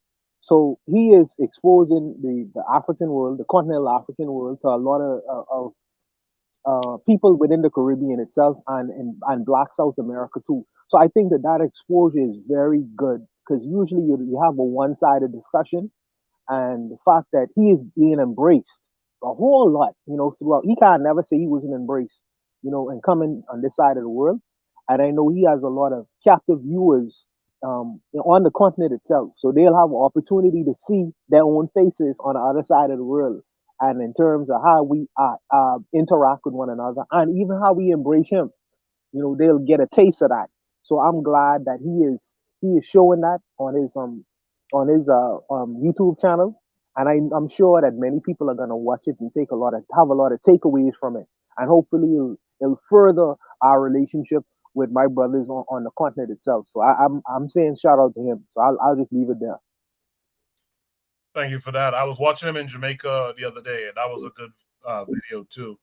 I'll shout out D Webb from the Hashadi podcast. I learned late last night that he had an injury that has him sidelined. So speedy recovery to Webb. I don't know if he's listening or not, but speedy recovery to Webb. Hopefully we'll see you literally. Yes, Webb. Shout out to you, brother. Yeah. Hopefully you get well soon, brother. Yes. Absolutely. So that's the show for tonight. Make sure you guys tune into all the other shows on KWAZ Radio. Tune into the Matron. In fact, I'll post the Matron's link on my community tab too. Tune into Only in the Morning. Yeah, I want to say, Matron is doing Carlos Cook's book, so you guys better go check it out because nobody got Carlos Cook's content on the internet. So don't miss it. This is historic. Yes. So make sure tune into Oni as well. Tune into everyone who's still active. The forecast, of course. Cassandra. I haven't seen Cassandra do a live in a minute. But tune into her as well. Marcus Gavi is the way is out there. She says, good night. Catch you all earlier next week. Thank you. Hopefully some of you ladies will come on the panel. I don't see what's stopping y'all. It's definitely not me. Definitely not the rest of the guys on the panel. We'll be back next week. Yes, sir. Hey man, we had a great show the other night. I'm sorry. Go ahead. I'm sorry. No, go ahead. I was tuned into that show with on Forecast, right? Oh yeah, man. We had a great show, man. I learned a lot. Yeah, I was tuned in. You guys should definitely check out Forecast. Forecast is real active, real good topics. So you guys go and check him out too. All right. I'll see you guys next week. You guys be good. Until next time. Peace. Peace out, everybody. Udo Nine go.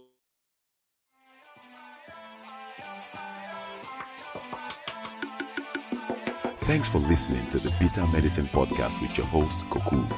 If you like what you just heard, we hope you pass along our web address, bittermedicineblogs.com, to your friends and colleagues, and share our show to all your social media. Be sure to check out our archive section on our website for previous podcasts. This has been a KWAZ radio production. Join us next time for another session of the Bitter Medicine Podcast.